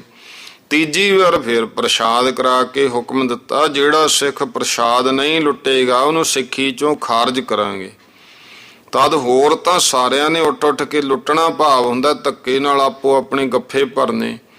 ਪਰ ਭਾਈ ਰਾਮ ਕੁਇਰ ਜੀ, ਭਾਈ ਦਇਆ ਸਿੰਘ ਜੀ, ਭਾਈ ਪਰਮ ਸਿੰਘ, ਭਾਈ ਵੀਰ ਸਿੰਘ, ਭਾਈ ਕਰਮ ਸਿੰਘ, ਭਾਈ ਗੰਡਾ ਸਿੰਘ, ਭਾਈ ਸੈਣਾ ਸਿੰਘ, ਭਾਈ ਫੱਗਾ ਸਿੰਘ, ਭਾਈ ਰਾਮ ਸਿੰਘ ਇਤਿਆਦਿ 13 ਸਿੱਖ ਇਹ ਨਹੀਂ ਲੁੱਟਣ ਉੱਠੇ। ਉਹਨਾਂ ਨੂੰ ਦੇਖ ਕੇ ਗੁਰੂ ਸਾਹਿਬ ਨੇ ਬਚਨ ਕੀਤਾ ਸੀ, ਸੰਤੋਖ ਪਰਖਦੇ ਸੀ, ਉਹ ਪਰਖ ਲਿਆ। ਗੁਰੂ ਮਹਾਰਾਜ ਦੇ ਘਰ ਵਿੱਚ 7 ਸੰਤੋਖ ਵਾਲੇ ਸਿੱਖ ਵੀ ਬਹੁਤ ਹਨ। ਇਹਨਾਂ ਤੋਂ ਸਤੋਗੁਣੀ ਨਿਰਮਲ ਪੰਥ ਫੈਲੇਗਾ, ਜਿਹੜੇ ਸਦਾ ਸਤੋਗੁਣੀ ਰਿਹਾ ਕਰਨਗੇ। ਭਾਈ ਸਿੱਖੋ, ਜਿਵੇਂ ਹੋਰ ਮਜ਼ਹਬਾਂ ਦੇ ਵਿੱਚ ਸਾਧੂ ਨੇ ਨਾ, ਇਸ ਤਰ੍ਹਾਂ ਖਾਲਸੇ ਦੇ ਸਾਧੂ ਮੇਰੇ ਇਹ ਨਿਰਮਲੇ ਸਿੱਖ ਹੋਣਗੇ। ਔਰ ਜੋ ਭਾਈ ਰਾਮ ਕੁਇਰ ਜੀ ਨੇ ਕੜਾਹ ਪ੍ਰਸ਼ਾਦ ਲੁੱਟਣ ਸਮੇਂ ਕਿਹਾ ਸੀ, ਕੜਾਹ ਪ੍ਰਸ਼ਾਦ ਨਾਲ ਗੁਰੂ ਕੇ ਦੀਵਾਨ ਵਿੱਚ ਕਲਯੁਗਾਂ ਦਾ ਵੀ ਆਉਣਾ ਹੋਇਆ ਕਰੇਗਾ। ਸੋ ਇਹਨਾਂ ਦੇ ਘਰ ਵਿੱਚ ਕੰਧਾਂ ਕੋਠੇ ਟੱਪ ਕੇ ਕਲਯੁਗ ਆਵੇਗਾ। ਇਹ ਬਚਨ ਸੁਣ ਕੇ ਭਾਈ ਰਾਮ ਕੁਇਰ ਜੀ ਨੇ ਬੇਨਤੀ ਕੀਤੀ, ਸੱਚੇ ਪਾਤਸ਼ਾਹ, ਸਾਡੇ ਹੁੰਦੇ ਨਾ ਕਲਯੁਗ ਸਾਡੇ ਘਰ ਆਵੇ। ਮਹਾਰਾਜ ਕਹਿਣ ਲੱਗੇ, ਤਥਾਸਤੂ, ਐਸਾ ਹੀ ਹੋਊ। ਦੇਖੋ, ਜਦੋਂ ਫਿਰ ਭਾਈ ਰਾਮ ਕੁਇਰ ਜੀ ਗੁਜ਼ਰ ਗਏ, ਉਦੋਂ ਬਾਅਦ ਇਹਨਾਂ ਦਾ ਪੋਤਰਾ ਹੋਇਆ। ਉਹਨੇ ਕੁਝ ਐਸੇ ਕਰਮ ਕੀਤੇ ਵੀ ਜਿਸ ਕਰਕੇ ਫਿਰ ਉਹ ਜਿਹੜਾ ਉਹਦੀ ਅੱਗੇ ਅੰਸ਼ ਨਾ ਹੋਈ, ਦੂਸਰਾ ਅੱਗੇ ਜਿਹੜਾ ਹੈ ਹੋਰ ਅੰਸ਼ ਬਾਬੇ ਬੁੱਢੇ ਕਿਆਂ ਦੀ ਹੈਗੀ ਹੈ, ਹੁਣ ਵੀ ਹੈਗੇ ਨੇ। ਕਿਉਂਕਿ ਜਿਵੇਂ ਬਾਬਾ ਬੁੱਢਾ ਜੀ ਦੇ ਅੱਗੇ ਪੁੱਤਰ ਅੱਗੇ 2-2, 3-3, 4-4 ਇਉਂ ਹੁੰਦੇ, ਜਿਹੜੇ ਗੁਰੂ ਘਰ ਦੇ ਵਿੱਚ ਸੇਵਾ ਕਰਦੇ ਰਹੇ। ਇਸ ਤਰ੍ਹਾਂ ਗੁਰੂ ਘਰ ਦੇ ਇਤਿਹਾਸ ਹੈ। ਇੱਕ ਦਿਨ ਗੁਰੂ ਸਾਹਿਬ ਦੇ ਸਾਹਮਣੇ ਇੱਕ ਬਹੁਤ ਵੱਡਾ ਭਾਰਾ ਧਨੁਸ਼ ਤੇ ਬੜੇ ਬੜੇ ਖੱਪਰਿਆਂ ਵਾਲੇ ਤੀਰ ਪਏ ਵੇਖੇ। ਭਾਈ ਰਾਮ ਕੁਇਰ ਜੀ ਦੇ ਮਨ 'ਚ ਸ਼ੰਕਾ ਆਈ, ਇਹ ਧਨੁਸ਼ ਤੀਰ ਕਿਤੇ ਦਿਖਾਵੇ ਵਾਸਤੇ ਹੀ ਹੈ, ਜਿਨ੍ਹਾਂ ਨੂੰ ਅਰਜਨ ਭੀਮ ਵੀ ਮੁਸ਼ਕਲ ਚਲਾ ਸਕਣ। ਗੁਰੂ ਸਾਹਿਬ ਜੀ ਅੰਤਰਜਾਮੀ ਫਿਰ ਭਾਈ ਰਾਮ ਕੁਇਰ ਜੀ ਦਾ ਭਰਮ ਗਵਾਉਣ ਦੇ ਵਾਸਤੇ ਅਗਲੇ ਦਿਨ ਹਾਥੀ ਤੇ ਸਵਾਰ ਹੋ ਕੇ ਭਾਈ ਰਾਮ ਕੁਇਰ ਜੀ ਨੂੰ ਨਾਲ ਲੈ ਲਿਆ, ਸ਼ਿਕਾਰ ਨੂੰ ਚਲੇ ਗਏ। ਤੇ ਉਹੀ ਧਨਖ ਖਿੱਚ ਕੇ ਇੱਕ ਐਸਾ ਤੀਰ ਮਾਰਿਆ ਕਿ ਬਹੁਤ ਵੱਡਾ ਬਿਰਛ ਤੋੜ ਕੇ ਸੁੱਟਤਾ, ਜਿਹਨੂੰ ਵੇਖ ਕੇ ਭਾਈ ਰਾਮ ਕੁਇਰ ਜੀ ਹੱਕੇ ਬੱਕੇ ਰਹਿ ਗਏ ਤੇ ਮਨ ਦੇ ਵਿੱਚ ਕੁਛ ਸੰਸਾ ਰਿਹਾ। ਸੋ ਗੁਰੂ ਸਾਹਿਬ ਜੀ ਹਾਥੀਪੁਰ ਸਵਾਰ ਹੋਣ ਲੱਗੇ। ਭਾਈ ਰਾਮ ਕੁਇਰ ਜੀ ਨੇ ਜਦੋਂ ਚੜ੍ਹਨਾ ਸੀ, ਕੋਡੇ ਹੋ ਕੇ ਖੜ ਗਏ, ਕਹਿੰਦੇ, ਮਹਾਰਾਜ ਮੇਰੇ ਉੱਤੇ ਚਰਨ ਰੱਖ ਕੇ ਚੜ੍ਹ ਜਾਓ। ਤਦ ਗੁਰੂ ਸਾਹਿਬ ਨੇ ਉਹਦੀ ਪਿੱਠ ਦੇ ਉੱਤੇ ਪੈਰ ਰੱਖਿਆ ਤਾਂ ਉਹ ਵਿਆਕੁਲ ਹੋ ਕੇ ਉਹਨੇ ਆਪਣੀ ਸਾਰੀ ਕਰਾਮਾਤ ਦਾ ਬਲ ਲਾਇਆ, ਪਰ ਗੁਰੂ ਗੋਬਿੰਦ ਸਿੰਘ ਜੀ ਦਾ ਭਾਰ ਨਾ ਸੰਭਾਲ ਸਕਿਆ। ਅਖੀਰ ਗੁਰੂ ਸਾਹਿਬ ਦੇ ਚਰਨ ਫੜ ਕੇ ਆਖਣ ਲੱਗਿਆ, ਮਹਾਰਾਜ ਤੁਸੀਂ ਤਾਂ ਵਿਰਾਟ ਰੂਪ ਹੋ, ਜਿਹਦਾ ਭਾਰ ਸ਼ੇਸ਼ਨਾਗ ਵੀ ਨਹੀਂ ਸਹਾਰ ਸਕਦਾ, ਮੈਂ ਕੌਣ ਆ ਸਹਾਰਾ। ਗੁਰੂ ਸਾਹਿਬ ਨੇ ਖੁਸ਼ ਹੋ ਕੇ ਫਿਰ ਉਹਨੂੰ ਬਾਹੋਂ ਫੜ ਕੇ ਹਾਥੀ ਤੇ ਬਿਠਾ ਲਿਆ ਤੇ ਬਹੁਤ ਸਤਿਕਾਰ ਕੀਤਾ। ਗੁਰੂ ਮਹਾਰਾਜ ਜੀ ਦੇ ਕੋਲ ਇੱਕ ਸਿੱਖ ਪਿਸ਼ੌਰ ਦਾ ਜੋਗਾ ਸਿੰਘ ਬਹੁਤ ਚਿਰ ਤੋਂ ਹਰ ਤਰ੍ਹਾਂ ਦੀ ਟਹਿਲ ਸੇਵਾ ਵਿੱਚ ਬੜੇ ਸਿਦਕ ਉਤਸ਼ਾਹ ਨਾਲ ਲੱਗਿਆ ਰਹਿੰਦਾ। ਉਹਦਾ ਸੱਚਾ ਪ੍ਰੇਮ ਵੇਖ ਕੇ ਗੁਰੂ ਸਾਹਿਬ ਵੀ ਹਰ ਵੇਲੇ ਉਹਦੇ ਉੱਤੇ ਕਿਰਪਾ ਰੱਖਦੇ। ਕਈ ਸਾਲ ਪਿੱਛੋਂ ਉਹਦੇ ਮਾਤਾ ਪਿਤਾ ਆਨੰਦਪੁਰ ਸਾਹਿਬ ਆਏ ਤਾਂ ਗੁਰੂ ਮਹਾਰਾਜ ਅੱਗੇ ਬੇਨਤੀ ਕੀਤੀ ਵੀ ਮਹਾਰਾਜ ਜੋਗਾ ਸਿੰਘ ਨੂੰ ਵਿਆਹੁਣ ਵਾਸਤੇ ਲੈ ਕੇ ਜਾਣਾ, ਉਹ ਕਹਿ ਕੇ ਆਪਣੇ ਘਰ ਲੈ ਗਏ। ਉਹਨੂੰ ਆਪਣੇ ਅਨਨ ਸਿੱਖ ਹੋਣ ਦਾ ਬਹੁਤ ਗੁਮਾਨ ਸੀ। ਇਸ ਕਰਕੇ ਗੁਰੂ ਸਾਹਿਬ ਨੇ ਫਿਰ ਉਹਦੇ ਪਰਖਣ ਵਾਸਤੇ ਸੂਖਮ ਹਉਮੈ ਨੂੰ ਨਾਸ਼ ਕਰਨ ਲਈ ਇੱਕ ਸਿੱਖ ਨੂੰ ਇਹ ਸਮਝਾ ਕੇ ਭੇਜਿਆ ਕਿ ਜਦੋਂ ਭਾਈ ਜੋਗਾ ਸਿੰਘ 2 ਲਾਵਾਂ ਲੈ ਲਵੇ ਨਾ, ਉਸ ਵੇਲੇ ਇਹ ਹੁਕਮਨਾਮਾ ਸਾਡਾ ਉਹਨੂੰ ਦੇ ਦਿਓ। ਉਹ ਸਿੱਖ ਨੇ ਇਹੋ ਹੀ ਗੱਲ ਕੀਤੀ। ਪਿਸ਼ੌਰ ਪਹੁੰਚਿਆ। ਜਦੋਂ ਸਿੰਘ ਨੇ 2 ਲਾਵਾਂ ਫੇਰਿਆਂ ਉੱਤੇ ਲੈ ਲੀਆਂ ਜੋਗਾ ਸਿੰਘ ਨੇ, ਤਾਂ ਸਿੱਖ ਨੇ ਉੱਠ ਕੇ ਫੌਰਨ ਹੀ ਗੁਰੂ ਸਾਹਿਬ ਦਾ ਹੁਕਮਨਾਮਾ ਫੜਾਤਾ। ਜੋਗਾ ਸਿੰਘ ਨੇ ਹੁਕਮਨਾਮਾ ਪੜ੍ਹਿਆ ਤਾਂ ਉਹਦੇ ਵਿੱਚ ਹੁਕਮ ਕੀ ਹੈ? ਜੋਗਾ ਸਿੰਘਾ, ਹੁਕਮਨਾਮਾ ਪੜ੍ਹਨ ਸਾਰ ਬਿਨਾਂ ਦੇਰ ਤੋਂ ਚੱਲੇ ਆਉਣਾ। ਗੁਰੂ ਸਾਹਿਬ ਦਾ ਹੁਕਮ ਮੰਨ ਕੇ ਜੋਗਾ ਸਿੰਘ ਉੱਥੇ ਹੀ 2 ਲਾਵਾਂ ਛੱਡ ਕੇ ਗੁਰੂ ਸਾਹਿਬਾਨ ਨੂੰ ਤੁਰ ਪਿਆ। ਉਹਦੇ ਸੰਬੰਧੀਆਂ ਨੇ ਬਾਕੀ 2 ਲਾਵਾਂ ਫਿਰ ਇਤਿਹਾਸ ਕਹਿੰਦਾ ਕਿ ਉਹਦੇ ਦੁਪੱਟੇ ਨਾ ਕਰਾਈਆਂ। ਰਾਹ ਵਿੱਚ ਜੋਗਾ ਸਿੰਘ ਨੂੰ ਹੰਕਾਰ ਹੋ ਗਿਆ, ਮੇਰੇ ਜੈਸਾ ਸਿਦਕੀ ਸਿੱਖ ਗੁਰੂ ਦੇ ਘਰ ਵਿੱਚ ਕੋਈ ਨਹੀਂ ਜਿਹੜਾ ਲਾਵਾਂ ਛੱਡ ਕੇ ਗੁਰੂ ਮਹਾਰਾਜ ਵੱਲ ਨੂੰ ਤੁਰਿਆ ਹੋਵੇ। ਜਦੋਂ ਹੁਸ਼ਿਆਰਪੁਰ ਪਹੁੰਚਿਆ, ਇੱਕ ਵੇਸ਼ਿਆ ਉੱਤੇ ਅਤਿਅੰਤ ਜਿਹੜੀ ਸੁੰਦਰ ਸੀ, ਨਾਚ ਗਾਣਾ ਵੇਖਣ ਲਈ ਮੋਹਿਤ ਹੋਇਆ। ਸਾਂਝ ਦਾ ਸਮਾਂ ਜਦੋਂ ਉਹਦੇ ਘਰ ਮਾਇਆ ਲੈ ਕੇ ਗਿਆ ਅੰਤਰਜਾਮੀ ਗੁਰੂ ਪਾਤਸ਼ਾਹ, ਆਪਣੇ ਬਿਰਦ ਤੇ ਸਿੱਖ ਦੀ ਲਾਜ ਪਾਲਣ ਵਾਸਤੇ ਚੋਬਦਾਰ ਦਾ ਰੂਪ ਹੋ ਕੇ ਵੇਸ਼ਿਆ ਦੇ ਬੂਹੇ ਅੱਗੇ ਖੜ ਗਏ। ਜੋਗਾ ਸਿੰਘ ਨੂੰ ਝਿੜਕ ਕੇ ਬੋਲੇ, ਤੂੰ ਕਿਉਂ ਅੱਗੇ ਮੂੰਹ ਚੁੱਕੀ ਆਉਣਾ? ਅੰਦਰ ਵੇਸਿਆ ਕੰਜਰੀ ਪਾਸ ਰਾਜਾ ਗਿਆ ਹੋਇਆ। ਇਹ ਗੱਲ ਸੁਣ ਕੇ ਭਾਵੇਂ ਜੋਗਾ ਸਿੰਘ ਮੁੜਤਾ ਪਿਆ, ਪਰ ਵਾਸ਼ਨਾ ਅਧੀਨ ਹੋ ਕੇ ਰੁਕ ਨਾ ਸਕਿਆ। ਫਿਰ ਅੱਗੇ ਆ ਗਿਆ, ਦਰਵਾਜ਼ੇ ਦੇ ਚੌਬਦਾਰ ਖੜਾ ਵੇਖ ਕੇ ਫਿਰ ਮੁੜ ਗਿਆ। ਇਸੇ ਤਰ੍ਹਾਂ ਬਤੀਤ ਹੋ ਗਈ ਤੇ ਰਾਤ ਲੰਘੀ, ਅੰਮ੍ਰਿਤ ਵੇਲਾ ਹੋਇਆ। ਸਾਰੀ ਰਾਤ ਇਸੇ ਮੈਦਾਨਾਂ ਫਿਰਦਾ ਰਿਹਾ ਵੀ ਕਦੋਂ ਸਮਾਂ ਮਿਲੇ ਮੈਂ ਜਾਵਾਂ। ਅੰਤ ਨੂੰ ਜਦੋਂ ਗਿਆ ਨਾ ਅੰਮ੍ਰਿਤ ਵੇਲੇ, ਚੌਬਰਦਾਰ ਕਹਿਣ ਲੱਗਿਆ, ਉਹ ਸਿੱਖਾ, ਤੇਰੀ ਬੁੱਧ ਕਿਉਂ ਮਾਰੀ ਗਈ ਹੈ? ਤੂੰ ਚਿਹਰੇ ਮੂਹਰੇ ਤੋਂ ਤਾਂ ਆਨੰਦਪੁਰ ਵਾਲੇ ਗੁਰੂ ਦਾ ਸਿੱਖ ਲੱਗਦਾ ਹੈ। ਤੇਰੇ ਵਰਗੇ ਸਿੱਖ ਤਾਂ ਇਸ ਵੇਲੇ ਉੱਠ ਕੇ ਇਸ਼ਨਾਨ ਕਰਕੇ ਬਾਣੀ ਪੜ੍ਹਦੇ ਹੁੰਦੇ ਆ। ਇਸ਼ਨਾਨ ਦਾ ਸਮਾਂ ਹੋ ਗਿਆ, ਇਸ਼ਨਾਨ ਕਰਕੇ ਗੁਰੂ ਦੀ ਬਾਣੀ ਪੜ੍ਹ, ਤੇ ਨਰਕ 'ਚ ਪੈਣ ਲਈ ਕਿਉਂ ਘੜੀ ਮੁੜੀ ਆਉਣਾ? ਸਮੁੰਦਰ ਦੀ ਪੁਤਲੀ ਵਾਂਗੂ ਅਸੀਂ ਤੈਨੂੰ ਪਿੱਛੇ ਮੋੜ ਰਹੇ ਹਾਂ, ਤੇ ਇੱਥੇ ਕੋਈ ਪੈਂਦਾ ਉਹ ਗਲ ਜਾਂਦਾ। ਮਹਾਰਾਜ ਕਹਿਣ ਲੱਗੇ। ਇਹ ਬਚਨ ਸੁਣ ਕੇ ਜੋਗਾ ਸਿੰਘ ਨੂੰ ਝਟਪਟ ਹੋਸ਼ ਆਈ, ਗਿਆਨ ਹੋਇਆ। ਆਪਣੇ ਮਨ ਨੂੰ ਫਟਕਾਰਾਂ ਦਿੰਦਾ ਹੋਇਆ ਆਨੰਦਪੁਰ ਸਾਹਿਬ ਗੁਰੂ ਗੋਬਿੰਦ ਸਿੰਘ ਜੀ ਮਹਾਰਾਜ ਦੇ ਕੋਲ ਪਹੁੰਚਿਆ। ਗੁਰੂ ਸਾਹਿਬ ਨੇ ਪੁੱਛਿਆ, ਹਾਂ ਦੱਸ ਭਾਈ ਜੋਗਾ ਸਿੰਘ, ਰਸਤੇ ਵਿੱਚ ਆਨੰਦ ਨਾਲ ਆਇਆ? ਹੁਸ਼ਿਆਰਪੁਰ ਕਿਹੋ ਜੀ ਰਾਤ ਕੱਟੀ? ਇੰਨਾ ਬਚਨ ਸੁਣ ਕੇ ਜੋਗਾ ਸਿੰਘ ਸਮਝ ਗਿਆ। ਗੁਰੂ ਸਾਹਿਬ ਦੇ ਚਰਨ ਫੜ ਲਏ, ਸ਼ਰਮਿੰਦਾ ਹੋ ਕੇ ਦੀਨਤਾ ਦੇ ਨਾਲ ਆਪਣਾ ਗੁਨਾਹ ਬਖਸ਼ਾਉਣ ਦੇ ਵਾਸਤੇ ਬੇਨਤੀ ਕੀਤੀ, ਸੱਚੇ ਪਾਤਸ਼ਾਹ ਆਪ ਜੀ ਆਦ ਜੁਗਾਦ ਸੇਵਕਾਂ ਦੀ ਪਰਖ ਕਰਦੇ ਆਏ ਹੋ, ਆਪ ਨੇ ਕਿਰਪਾ ਕਰਕੇ ਮੈਨੂੰ ਨਰਕਾਂ ਤੋਂ ਬਚਾ ਲਿਆ। ਭਾਈ ਜੋਗਾ ਸਿੰਘ ਦੇ ਪ੍ਰਥਾਏ ਸਤਿਗੁਰੂ ਸੱਚੇ ਪਾਤਸ਼ਾਹ ਨੇ ਕਿਹਾ, ਭਾਈ ਸਿੱਖੋ, ਕਰਨੀ ਪ੍ਰਵਾਨ, ਕਿਆ ਹਿੰਦੂ ਕਿਆ ਮੁਸਲਮਾਨ। ਸਿੱਖ ਉਹ ਹੈ ਜੋ ਗੁਰੂ ਦੀ ਸਿੱਖਿਆ ਤੇ ਚੱਲੇ। ਸੂਰ ਖਾਏ ਸੋ ਖਾਲਸਾ, ਸੂਰ ਮਰਦਨੀ ਸਿੱਖ, ਗੁਰੂ ਕਾ ਸਿੱਖ ਸੋ ਮਾਨੀਏ, ਸਦਾ ਸੰਭਾਲੇ ਭਿੱਖ। ਹੁਣ ਪਹਿਲਾਂ ਗੁਰੂ ਸਾਹਿਬ ਤੋਂ ਖੰਡੇ ਦੀ ਪਾਹੁਲ ਅੰਮ੍ਰਿਤ ਛਕ ਕੇ ਸੂਰਬੀਰਤਾ ਨੂੰ ਸੰਭਾਲੇ। ਸੂਰ ਖਾਏ ਸੋ ਖਾਲਸਾ, ਸੂਰ ਭਾਵ ਜਿਹੜੇ ਤੁਰਕ ਨੇ, ਸੂਰ ਮਰਦਨੀ ਸਿੱਖ, ਉਹਨਾਂ ਦੇ ਸੂਰ ਖਾਏ ਸੋ ਖਾਲਸਾ।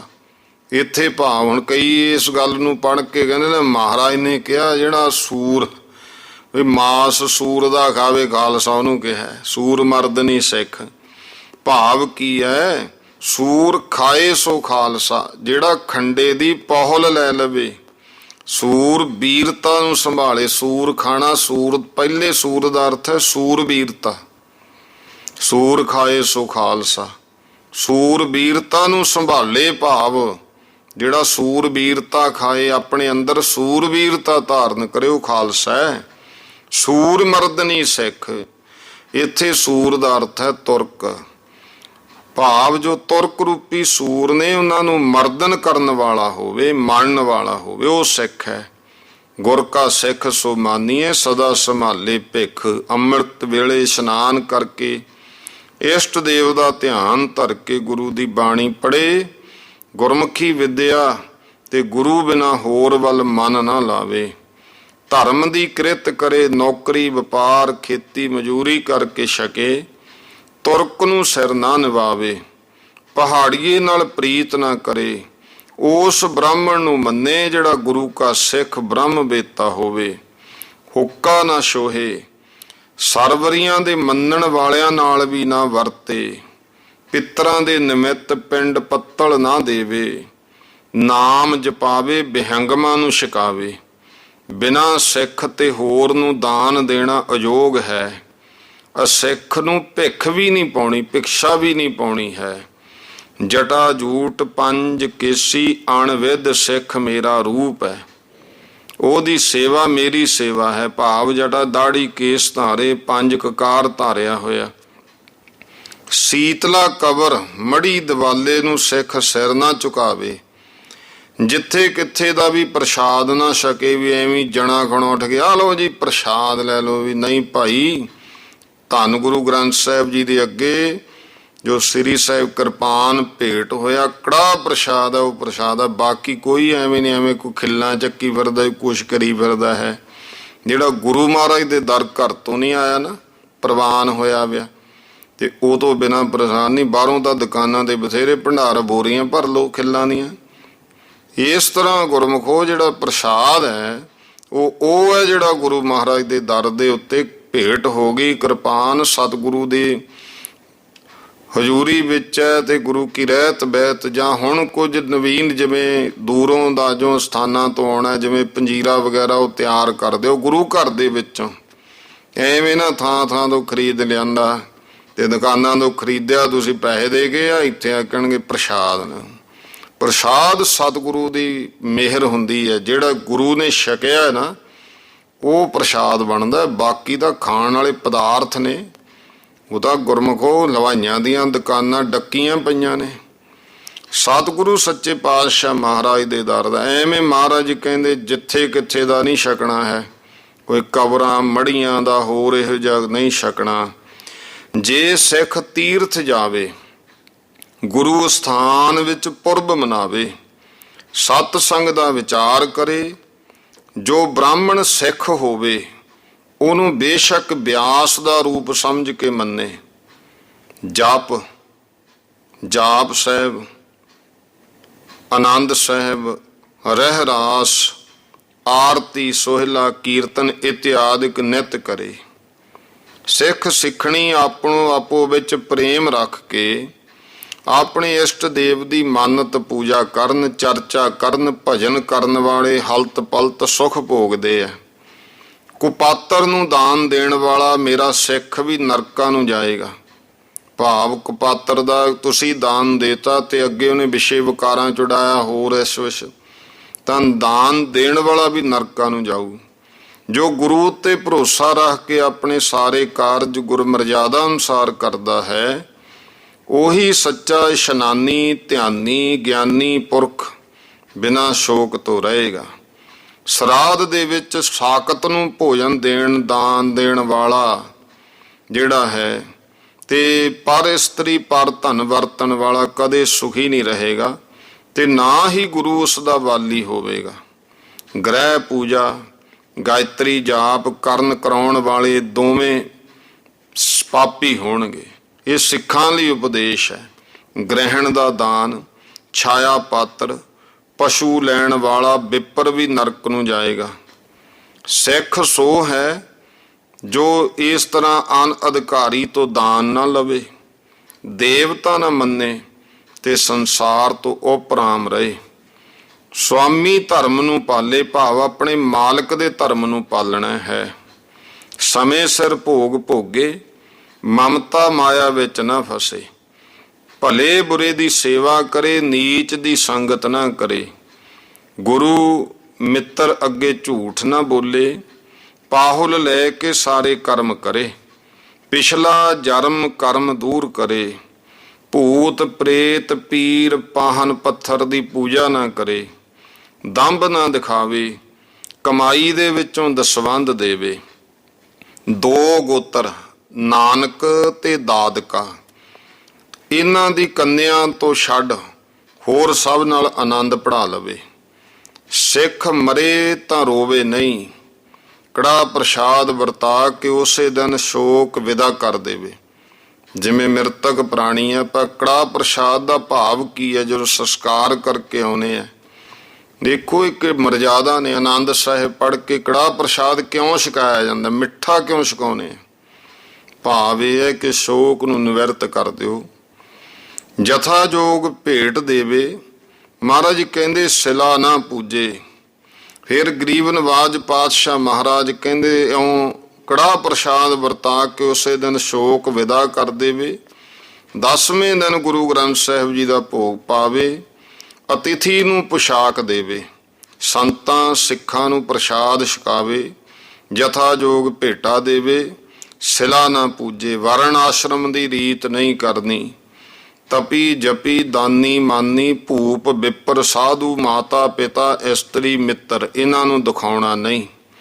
ਨੀਚ ਨਾਲ ਵਿਹਾਰ ਨਹੀਂ ਕਰਨਾ। ਵੇਸ਼ਿਆ ਤੋਂ ਕਰਜ਼ਾ ਨਹੀਂ ਲੈਣਾ, ਨਾ ਦੇਣਾ ਹੈ। ਚੁਰਸਤੇ ਟੁੱਟੀ ਮੰਜੀ ਪਰ ਨਹੀਂ ਬੈਠਣਾ। ਚੁਰਸਤੇ 'ਚ ਨਹੀਂ ਬੈਠਣਾ ਤੇ ਟੁੱਟੇ ਮੰਜੇ ਦੇ ਤੇ ਸਿਆਣੇ ਗੱਲਾਂ ਪੁਰਾਤਨ ਆਮ ਹੀ ਹੁਣ ਤੱਕ ਰਹੀਆਂ। ਤੇ ਫਿਰ ਦੰਦਾਂ ਨਾਲ ਨਹੁੰ ਨਾ ਤੋੜੇ। ਖਾਂਦੇ ਪੀਂਦੇ ਹੱਸੇ ਨਹੀਂ, ਚਲਦਿਆਂ ਹੋਇਆਂ ਖਾਵੇ ਨਹੀਂ, ਬਿਨਾਂ ਬੁਲਾਏ ਬਿਨਾਂ ਪੁੱਛੇ ਕਿਸੇ ਦੀ ਗੱਲ ਵਿੱਚ ਦਖਲ ਨਾ ਦੇਣਾ, ਪ੍ਰਸ਼ਾਦ ਛਕ ਕੇ ਪੇਟ ਨਹੀਂ ਵਜਾਉਣਾ, ਗੁਰੂ ਰਾਜੇ ਔਰ ਸੰਤ ਅੱਗੇ ਰੋਣਾ ਹੱਸਣਾ ਨਹੀਂ, ਰਸਤੇ ਵਿੱਚ ਮਲ ਮੂਤਰ ਨਹੀਂ ਕਰਨਾ, ਅੰਨ ਦੀ ਨਿੰਦਾ ਨਹੀਂ ਕਰਨੀ, ਇੱਕ ਵੇਰ ਤੋਂ ਵਧੇਰੇ 8 ਪਹਿਰਾਂ ਵਿੱਚ ਮੈਥਨ ਨਹੀਂ ਕਰਨਾ, ਸਾਰੀ ਰਾਤ ਵਿਅਰਥ ਜਾਗਣਾ ਨਹੀਂ, ਈਰਖਾ ਨਿੰਦਾ ਚਿੰਤਾ ਨਹੀਂ ਕਰਨੀ, ਰਾਤ ਨੂੰ ਪੰਛੀ ਨਹੀਂ ਉਡਾਉਣੇ, ਪ੍ਰਸ਼ਾਦ ਬਹੁਤਾ ਚਿਰ ਨਾ ਛਕਦਾ ਰਹੇ, ਆਪਣੀ ਵਡਿਆਈ ਆਪ ਨਾ ਕਰੇ, ਆਪਣੀ ਕਰਨੀ ਦਾ ਭੇਦ ਕਿਸੇ ਨੂੰ ਨਾ ਦੇਵੇ, ਦੇਵ ਮੰਦਰ ਚਿਰ ਕਾਲ ਨਾ ਬੈਠੇ, ਵਿਸ਼ੇ ਭੋਗਣ ਦਾ ਸੁਜਸ ਨਾ ਕਰੇ। ਹੁਣ ਦੇਵ ਮੰਦਰ ਭਾਵ ਹੁੰਦਾ ਹੈ ਕਿ ਧਰਮ ਸਥਾਨ ਤੇ ਕਈ ਵਾਰ ਹੁੰਦਾ ਅੰਦਰ ਬਿਨਾਂ ਤੋਂ ਬਹੁਤਾ, ਕਿਉਂਕਿ ਫਿਰ ਸਮਾਂ ਜ਼ਿਆਦਾ ਬੈਠਾਂਗੇ ਤਾਂ ਗੁਰਮੁਖੋ ਸਰੀਰ ਦੀ ਗੰਦੀ ਹਵਾ ਹੋਰ ਸਾਰੀ ਫਿਰ ਉਹ ਗੁਰੂ ਦਰਬਾਰ ਦੀ ਮਰਜ਼ਾਦਾ ਨਹੀਂ ਰਹਿੰਦੀ ਹੈ। ਇਸ ਤਰ੍ਹਾਂ ਗੁਰੂ ਸਾਹਿਬ ਦੇ ਹੁਕਮ ਨੇ, ਵਿਸ਼ੇ ਭੋਗਣ ਦਾ ਸੁਜਸ ਨਾ ਕਰੇ ਵੀ ਆਹ ਇਹਦਾ ਮੌਜਾਂ ਮਾਣੋ ਐਂ ਕਰ, ਸਿੱਧਾ ਹਾਰ ਵਿਹਾਰ ਰੱਖੇ। ਇਹ ਗੁਰਮੁਖਾਂ ਸਿੰਘਾਂ ਸਿੱਖਾਂ ਦੀ ਮਰਜ਼ਾਦਾ ਰਹਿਤ ਦੱਸੀ ਹੈ। ਇਹ ਮਹਾਰਾਜ ਕਹਿੰਦੇ ਕੰਨਿਆਂ ਦੀ ਕੀਮਤ ਦੀ ਦੌਲਤ ਸੂਮ ਦੇ ਧਨ ਨਾਲ ਤੇ ਗ੍ਰਹਿਣ ਜਗ ਆਦਿਕ ਤੇ ਗ੍ਰੰਥ ਪੜ੍ਹ ਕੇ ਚੁਗਲੀ ਆਦਿ ਕੰਮਾਂ ਦੀ ਜੀਵਕਾ ਜਿਹੜਾ ਕਰੇਗਾ ਉਹ ਗੁਰੂ ਦਾ ਨਹੀਂ ਹੋਵੇਗਾ। ਖਾਲਸਾ ਉਹ ਹੈ ਜੋ ਹਿੰਦੂ ਤੁਰਕ ਦੀ ਕਾਣ ਨਾ ਰੱਖੇ, ਦਾਨ ਨਾ ਲਵੇ, ਪ੍ਰਤੀ ਗਰੋਹਾ ਨਾ ਛੋਹੇ, ਝੂਠ ਨਾ ਬੋਲੇ, ਨਗਨ ਨਾਇਕਾ ਨਾ ਦੇਖੇ, ਨਗਨ ਭਾਵ ਨਾਚ ਗਾਣੇ, ਕੁੱਠਾ ਨਾ ਖਾਏ, ਪਾਲਿਆ ਹੋਇਆ ਸੂਰ ਨਾ ਖਾਏ, ਸ਼ਰਾਬ ਨਾ ਪੀਵੇ, ਹੁੱਕਾ ਨਾ ਛੋਹੇ, ਸਿੱਖ ਦੇ ਘਰੋਂ ਛਕੇ, ਸੰਬੰਧੀ ਨੂੰ ਨੁਗਰਾ ਨਾ ਰਹਿਣ ਦੇਵੇ, ਪ੍ਰਸ਼ਾਦ ਸਮ ਵੰਡੇ ਬਰਾਬਰ, ਸਿੱਖ ਨਾਲ ਸਿੱਖ ਛਕੇ, ਖਾਧਾ ਹੋਇਆ ਨਾ ਖਾਵੇ, ਤੁਰਕਣੀ ਨਾ ਭੋਗੇ, 4 ਵਰਨ ਦੇ ਸਿੱਖਾਂ ਨੂੰ ਭਾਈ ਸਮਝੇ, ਕਿਸੇ ਦੇਵੀ ਦੇਵਤਾ ਦਾ ਭੋਗ ਲੱਗਿਆ ਹੋਇਆ ਨਾ ਖਾਵੇ, ਗੁਰੂ ਕਾ ਭੋਗ ਲੱਗਿਆ ਹੋਵੇ ਤਾਂ ਖਾਵੇ, ਅਸਿੱਖ ਦੇ ਦੀਨ ਨਾ ਹੋਵੇ, ਭਾਵ ਕੋਈ ਸਿੱਖ ਨਹੀਂ ਹੈ ਅਸਿੱਖ ਹੈ ਉਹਦੇ ਅੱਗੇ ਐਵੇਂ ਨਿਮਾਣਾ ਹੋਈ ਜਾਣਾ, ਭੇਖੀ ਪੁਰ ਨਾ ਰੀਝੇ, ਪਰ ਇਸਤਰੀ ਪਰ ਧਨ ਨਾ ਭੋਗੇ, ਸ਼ਸਤਰ ਪਰ ਜਾਂ ਕਿਰਤ ਇਹਦੇ ਨਾਲ, ਸ਼ਸਤਰਾਂ ਦੇ ਨਾਲ ਤੇ ਜਾਂ ਕਿਰਤ ਨਾਲ ਆਪਣਾ ਨਿਰਵਾਹ ਕਰਨਾ, ਭਾਵ ਆਪਣੀ ਕਿਰਤ ਨਾਲ ਨਿਰਵਾਹ, ਜਾਂ ਸ਼ਸਤਰਾਂ ਨਾਲ ਭਾਵ ਹੁੰਦਾ ਹੈ ਕਿ ਕਿਸੇ ਸ਼ਸਤਰ ਧਾਰੀ ਵਿਦਿਆ ਹੈ ਕੋਈ ਤਾਂ ਕਿਸੇ ਦੇ ਜਾ ਕੇ ਪਹਿਰੇਦਾਰ ਲੱਗ ਜਾਣਾ, ਕਿਸੇ ਨੂੰ ਨਿਸ਼ਾਨਾ ਲਾਉਣਾ ਦਾ, ਉਹਨਾਂ ਸਮਿਆਂ 'ਚ ਫੌਜਾਂ 'ਚ ਜਾ ਕੇ ਉਹ ਭਰਤੀ ਹੋ ਜਾਂਦੇ ਸੀ। ਸਿਦਕ ਮਹਾਰਾਜ ਕਹਿੰਦੇ ਪਿਆਰਾ ਰੱਖੇ, ਭੇਖ ਪਿਆਰਾ ਨਾ ਕਰੇ, ਰੁੰਡਤ ਮੁੰਡਤ ਲੁੰਚਤ ਮੁੰਚਤ ਦੰਭੀ ਦਗੇਬਾਜ਼ ਕੰਨਿਆ ਘਾਤੀ ਵਿਸ਼ਵਾਸ ਘਾਤੀ ਨਾਲ ਨਹੀਂ ਵਰਤਣਾ। ਇਹ ਰਹਿਤਨਾਮਾ ਉਪਦੇਸ਼ ਜੋ ਧਾਰੇਗਾ ਸੋ ਸੱਚਾ ਗੁਰੂ ਕਾ ਸਿੱਖ ਹੈ। ਇਹ ਉਪਦੇਸ਼ ਰਹਿਤਨਾਮਾ ਜਦੋਂ ਆਪਾਂ 100 ਸਾਖੀ ਪੋਥੀ ਪੜ੍ਹਾਂਗੇ ਤਾਂ ਉਹਦੀ 187 ਤੇ 195 ਸਾਖੀਆਂ ਵਿੱਚੋਂ ਛਾਂਟ ਕੇ ਗਿਆਨੀ ਜੀ ਕਹਿੰਦੇ ਮੈਂ ਇਹ ਗੁਰੂ ਕੇ ਬਚਨ ਲਿਖੇ ਹੈ, ਜੋ ਕੋਈ ਦੇਖਣਾ ਚਾਹੇ ਤਾਂ ਭਾਈ ਨਿਸ਼ੰਗ ਹੋ ਕੇ ਉੱਥੋਂ ਦੇਖ ਸਕਦਾ, ਮੈਂ ਉਹ ਲਿਖੇ ਨੇ ਜੋ ਸਤਿਗੁਰੂ ਪਾਤਸ਼ਾਹ ਜੀ ਨੇ ਕਹੇ ਹਨ। ਤੋ ਇਹ ਸੁਣ ਕਰਕੇ ਭਾਈ ਨੰਦ ਆਦਿਕ ਐਸੇ ਸਿੱਖਾਂ ਨੇ ਫਿਰ ਆਪੋ ਵਿੱਚ ਚਰਚਾ ਕਰਕੇ ਕਿਹਾ ਕਿ ਮਰ ਕੇ ਤਾਂ ਮੁੜ ਕਿਸੇ ਨੇ ਆ ਕੇ ਦੱਸਿਆ ਨਹੀਂ ਤੇ ਜਿਉਂਦਾ ਕੋਈ ਉੱਥੇ ਜਾ ਕੇ ਦੇਖ ਨਹੀਂ ਸਕਦਾ, ਫਿਰ ਨਿਸ਼ਚੇ ਕਿਵੇਂ ਹੋ ਗਏ ਕਿ ਅੱਗੇ ਨਰਕ ਹੈ ਸਵਰਗ ਹੈ। ਭਾਈ ਨੰਦ ਲਾਲ ਨੇ ਤਾਂ ਕਰਨੀ ਪ੍ਰਧਾਨ ਸੁੱਖ ਦੁੱਖ ਜਸ ਅਪਜਸ ਇਹ ਕਿਹਾ ਵੀ ਇੱਥੇ ਹੀ ਨਰਕ ਸੁਰਗ ਦੱਸੇ। ਜਿਹੜਾ ਸੈਨਾਪਤੀ ਮਹਾਨ ਵਿਦਵਾਨ ਪੰਡਿਤ ਕਵੀਸ਼ਰ ਸੀ ਕਵੀ, ਉਹਨੇ ਗੁਰੂ ਸਾਹਿਬ ਦੇ ਦਰਸ਼ਨ ਮੇਵਨ ਤੋਂ ਪਾਰ ਉਤਾਰਾ ਹੋਣਾ ਹੀ ਕਹਿੰਦੇ ਇਹੀ ਸਵਰਗ ਹੈ। ਉਹਦੇ ਰਾਏ ਜਿਹੜਾ ਸੀ ਉਹਨੇ ਕਿਹਾ ਜੈਸਾ ਬੀਜੇਗਾ ਤੈਸਾ ਫਲ ਖਾਏਗਾ। ਇਹ ਕਿਹਾ ਜਿਹੜਾ ਰਾਵਲ ਕਵੀ ਕਹਿਣ ਲੱਗਿਆ ਕਿ ਜੀਵ ਈਸ਼ਵਰ ਦੀ ਅੰਸ਼ ਹੈ, ਆਪਣੀ ਅੰਸ਼ ਨੂੰ ਕੋਈ ਦੰਡ ਨਹੀਂ ਦਿੰਦਾ। ਕਵੀ ਅੱਲੂ ਕਹਿਣ ਲੱਗਿਆ ਕਿ ਦੇਖੋ ਦੇਹ ਜੜ 5 ਤੱਤਾਂ ਦਾ ਪੁਤਲਾ ਹੈ ਤੇ ਅੰਤਹਿਕਰਨ ਇੰਦਰੀਆਂ ਦੇ ਸੰਘਾਤ ਦਾ ਨਾਮ ਹੈ। ਗੱਡੀ ਵਾਂਗੂ ਹੈ ਆਦਮੀ, ਵੱਖਰਾ ਚੇਤਨ ਜੀਵ ਹੋਰ ਕੋਈ ਨਹੀਂ। ਤੇ ਕਵੀ ਮਧੂ ਕਹਿਣ ਲੱਗਿਆ, ਮੰਨਿਆ ਕਿ ਚੇਤਨ ਜੰਮਦਾ ਮਰਦਾ ਨਹੀਂ, ਆਉਂਦਾ ਜਾਂਦਾ ਨਹੀਂ, ਅਜਰ ਹੈ ਅਖੰਡ ਹੈ, ਲੇਖਾ ਕੌਣ ਤੇ ਕੀ ਤੋਂ ਲਵੇ। ਕਵੀ ਚੰਦ ਕਹਿਣ ਲੱਗਿਆ, ਉਹਨੇ ਉਚਾਰਿਆ ਕਿ ਚੰਦ ਚਕੋਰ, ਬਾਲਕ ਮਾਤਾ ਵਾਲੀ ਪ੍ਰੀਤ ਜੀਵ ਈਸ਼ਵਰ ਨਾਲ ਰੱਖੇ ਤਾਂ ਕਲਿਆਣ ਦਾ ਭਾਗੀ ਹੁੰਦਾ ਹੈ। ਕਵੀ ਬੱਲੂ ਕਹਿਣ ਲੱਗਿਆ, ਦੁਬਦਾ ਦੂਰ ਹੋਵੇ ਤਦ ਸੁੱਖ ਹੁੰਦਾ ਹੈ। ਕਵੀ ਲੱਖਾ ਕਹਿਣ ਨੇ ਉਹਨੇ ਲਿਖਾਇਆ ਵੀ ਪਾਪ ਪੁੰਨ ਦਾ ਭਾਰ ਲੱਖਾਂ ਮਣਾਂ ਦਾ ਜੀਵ ਦੇ ਸਿਰ ਤੇ ਹੈ, ਜੇ ਦੋਹਾਂ ਨੂੰ ਤਿਆਗੇ ਤਾਂ ਹਲਕਾ ਹੋ ਕੇ ਜੀਵ ਬ੍ਰਹਮ ਵਿੱਚ ਮਿਲਦਾ ਹੈ। ਕਵੀ ਈਸ਼ਰ ਦਾਸ ਕਹਿਣ ਲੱਗਿਆ, ਜਗਤ ਤਿੰਨ ਕਾਲ ਨਹੀਂ, ਅਸਤੀ ਭਾਂਤੀ ਪ੍ਰੇਯ ਰੂਪ ਕਰਕੇ ਪਾਰ ਬ੍ਰਹਮ ਹੀ ਤ੍ਰਿਕਾਲ ਆਬਾਦ ਹੈ। ਸੁਪਨਾ ਵੀ ਜੀਵ ਦੀ ਰਚਨਾ ਵਾਂਗੂ ਹੈ, ਇਹ ਸਭ ਮਨ ਦੀ ਰਚਨਾ ਹੈ। ਤੋ ਕਵੀ ਧਰਮ ਸਿੰਘ ਨੇ ਆਪਣਾ ਧਰਮ ਹੀ ਕਲਿਆਣਕਾਰੀ ਬੜਾ ਸੁੱਖ ਦੇਣ ਵਾਲਾ ਦੱਸਿਆ। ਕਵੀ ਧਿਆਨ ਸਿੰਘ ਕਹਿੰਦਾ, ਤਿਆਗ ਵਿਰਾਗ ਨੂੰ ਹੀ ਸਾਰੇ ਸੁੱਖਾਂ ਦਾ ਕਾਰਨ ਕਿਹਾ ਉਸਨੇ। ਕਵੀ ਮਾਲਾ ਸਿੰਘ ਨੇ ਸਤਿਗੁਰੂ ਦੇ ਨਾਮ ਦੀ ਮਾਲਾ ਜਪਣ ਨੂੰ ਹੀ ਪਰਮ ਤੱਤ ਪ੍ਰਗਟ ਕੀਤਾ। ਕਵੀ ਆਸਾ ਸਿੰਘ ਨੇ ਅਨਹਦ ਸ਼ਬਦ ਦਾ ਅਭਿਆਸ ਹੀ ਸ਼ਾਂਤਦਾਇਕ ਦੱਸਿਆ। ਇਤਿਆਦਿਕ ਸਾਰਿਆਂ ਦੇ ਸੱਦਾਂ ਦਾ ਅੱਡੋ ਅੱਡੀ ਸੰਵਾਦ ਸੁਣ ਕੇ ਕਵੀਆਂ ਦਾ ਗੁਰੂ ਸਾਹਿਬ ਕਹਿਣ ਲੱਗੇ ਕਿ ਇੱਕ ਇਹ ਸਭ ਕਥਨ ਸਾਡਾ ਤ੍ਰਿਕਾਂਡ ਵੇਦ ਬਾਣੀ ਤਿਰਗੁਣੀ ਮਾਇਆ ਦੇ ਅੰਤਰਗਤ ਹੈ। ਤਿੰਨ ਪ੍ਰਕਾਰ ਦੇ ਪੁਰਖਾਂ ਉੱਤੇ ਹੈ, ਜੋ ਪਾਮਰ ਹੈ, ਵਿਸ਼ਈ ਹੈ, ਜਗਿਆਸੂ ਹੈ, ਤੇ ਚੌਥੇ ਮੁਕਤ ਪੁਰਖ ਨਹੀਂ। ਭਾਈ ਨੰਦ ਲਾਲ ਜੀ ਨੇ ਪੁੱਛਿਆ, ਮਹਾਰਾਜ ਤਿੰਨ ਕਾਂਡ ਤਿਰਗੁਣੀ ਮਾਇਆ ਚਾਰ ਪ੍ਰਕਾਰ ਦੇ ਪੁਰਖਾਂ ਦਾ ਕਿਰਪਾ ਕਰਕੇ ਨਿਰਣਾ ਕਰਕੇ ਦੱਸੋ, ਜੀ ਤੋਂ ਫਿਰ ਸਾਡਾ ਸੰਸਾ ਦੂਰ ਹੋਵੇ। ਗੁਰੂ ਸਾਹਿਬ ਕਹਿਣ ਲੱਗੇ, ਭਾਈ ਜਿਵੇਂ ਵੇਦ ਬਾਣੀ ਉਹ ਕੇਵਲ ਕਰਮ ਉਪਾਸ਼ਨਾ ਔਰ ਗਿਆਨ ਅਰਥਾਤ ਜੀਵ ਈਸ਼ਵਰ ਦੇ ਸਰੂਪ ਦਾ ਤੇ ਸਤੋ ਰਜੋ ਤਮੋ ਗੁਣੀ ਮਾਇਆ ਦਾ ਔਰ ਤਿੰਨ ਪ੍ਰਕਾਰ ਦੇ ਪੁਰਖਾਂ ਦਾ ਨਿਰਣਾ ਕਰਦੀ ਹੈ। ਚੌਥੇ ਪਦ ਵਿੱਚ ਵਰਤਣ ਵਾਲੇ ਪੁਰਖ ਦਾ ਵਰਣਨ ਨਹੀਂ ਕਰ ਸਕਦੀ, ਜੋ ਕੇਵਲ ਆਪਣੇ ਘਰ ਆਪਣੇ ਸੰਬੰਧੀਆਂ ਦੇ ਖਾਨ ਪਾਨ ਪਹਿਰਾਨ ਇਹਦੇ ਵਾਸਤੇ ਉਦਮ ਕਰਨ ਵਾਲੇ ਦੇਹ ਅਧਿਆਸੀ ਨੇ ਨਾ, ਵੀ ਕੇਵਲ ਆਪਣਾ ਸੰਬੰਧੀਆਂ ਦਾ ਘਰ ਦਾ ਖਾਣ ਪੈਣ ਪਹਿਨਣ ਦਾ ਉਦਮ ਕਰਦੇ ਆ, ਉਹਨੂੰ ਦੇਹ ਅਧਿਆਸੀ ਕਹਿੰਦੇ। ਦੇਹ ਦਾ ਖਿਆਲ ਰੱਖਣਾ ਉਹਨੂੰ ਪਾਮਰ ਪੁਰਸ਼ ਕਹਿੰਦੇ ਆ।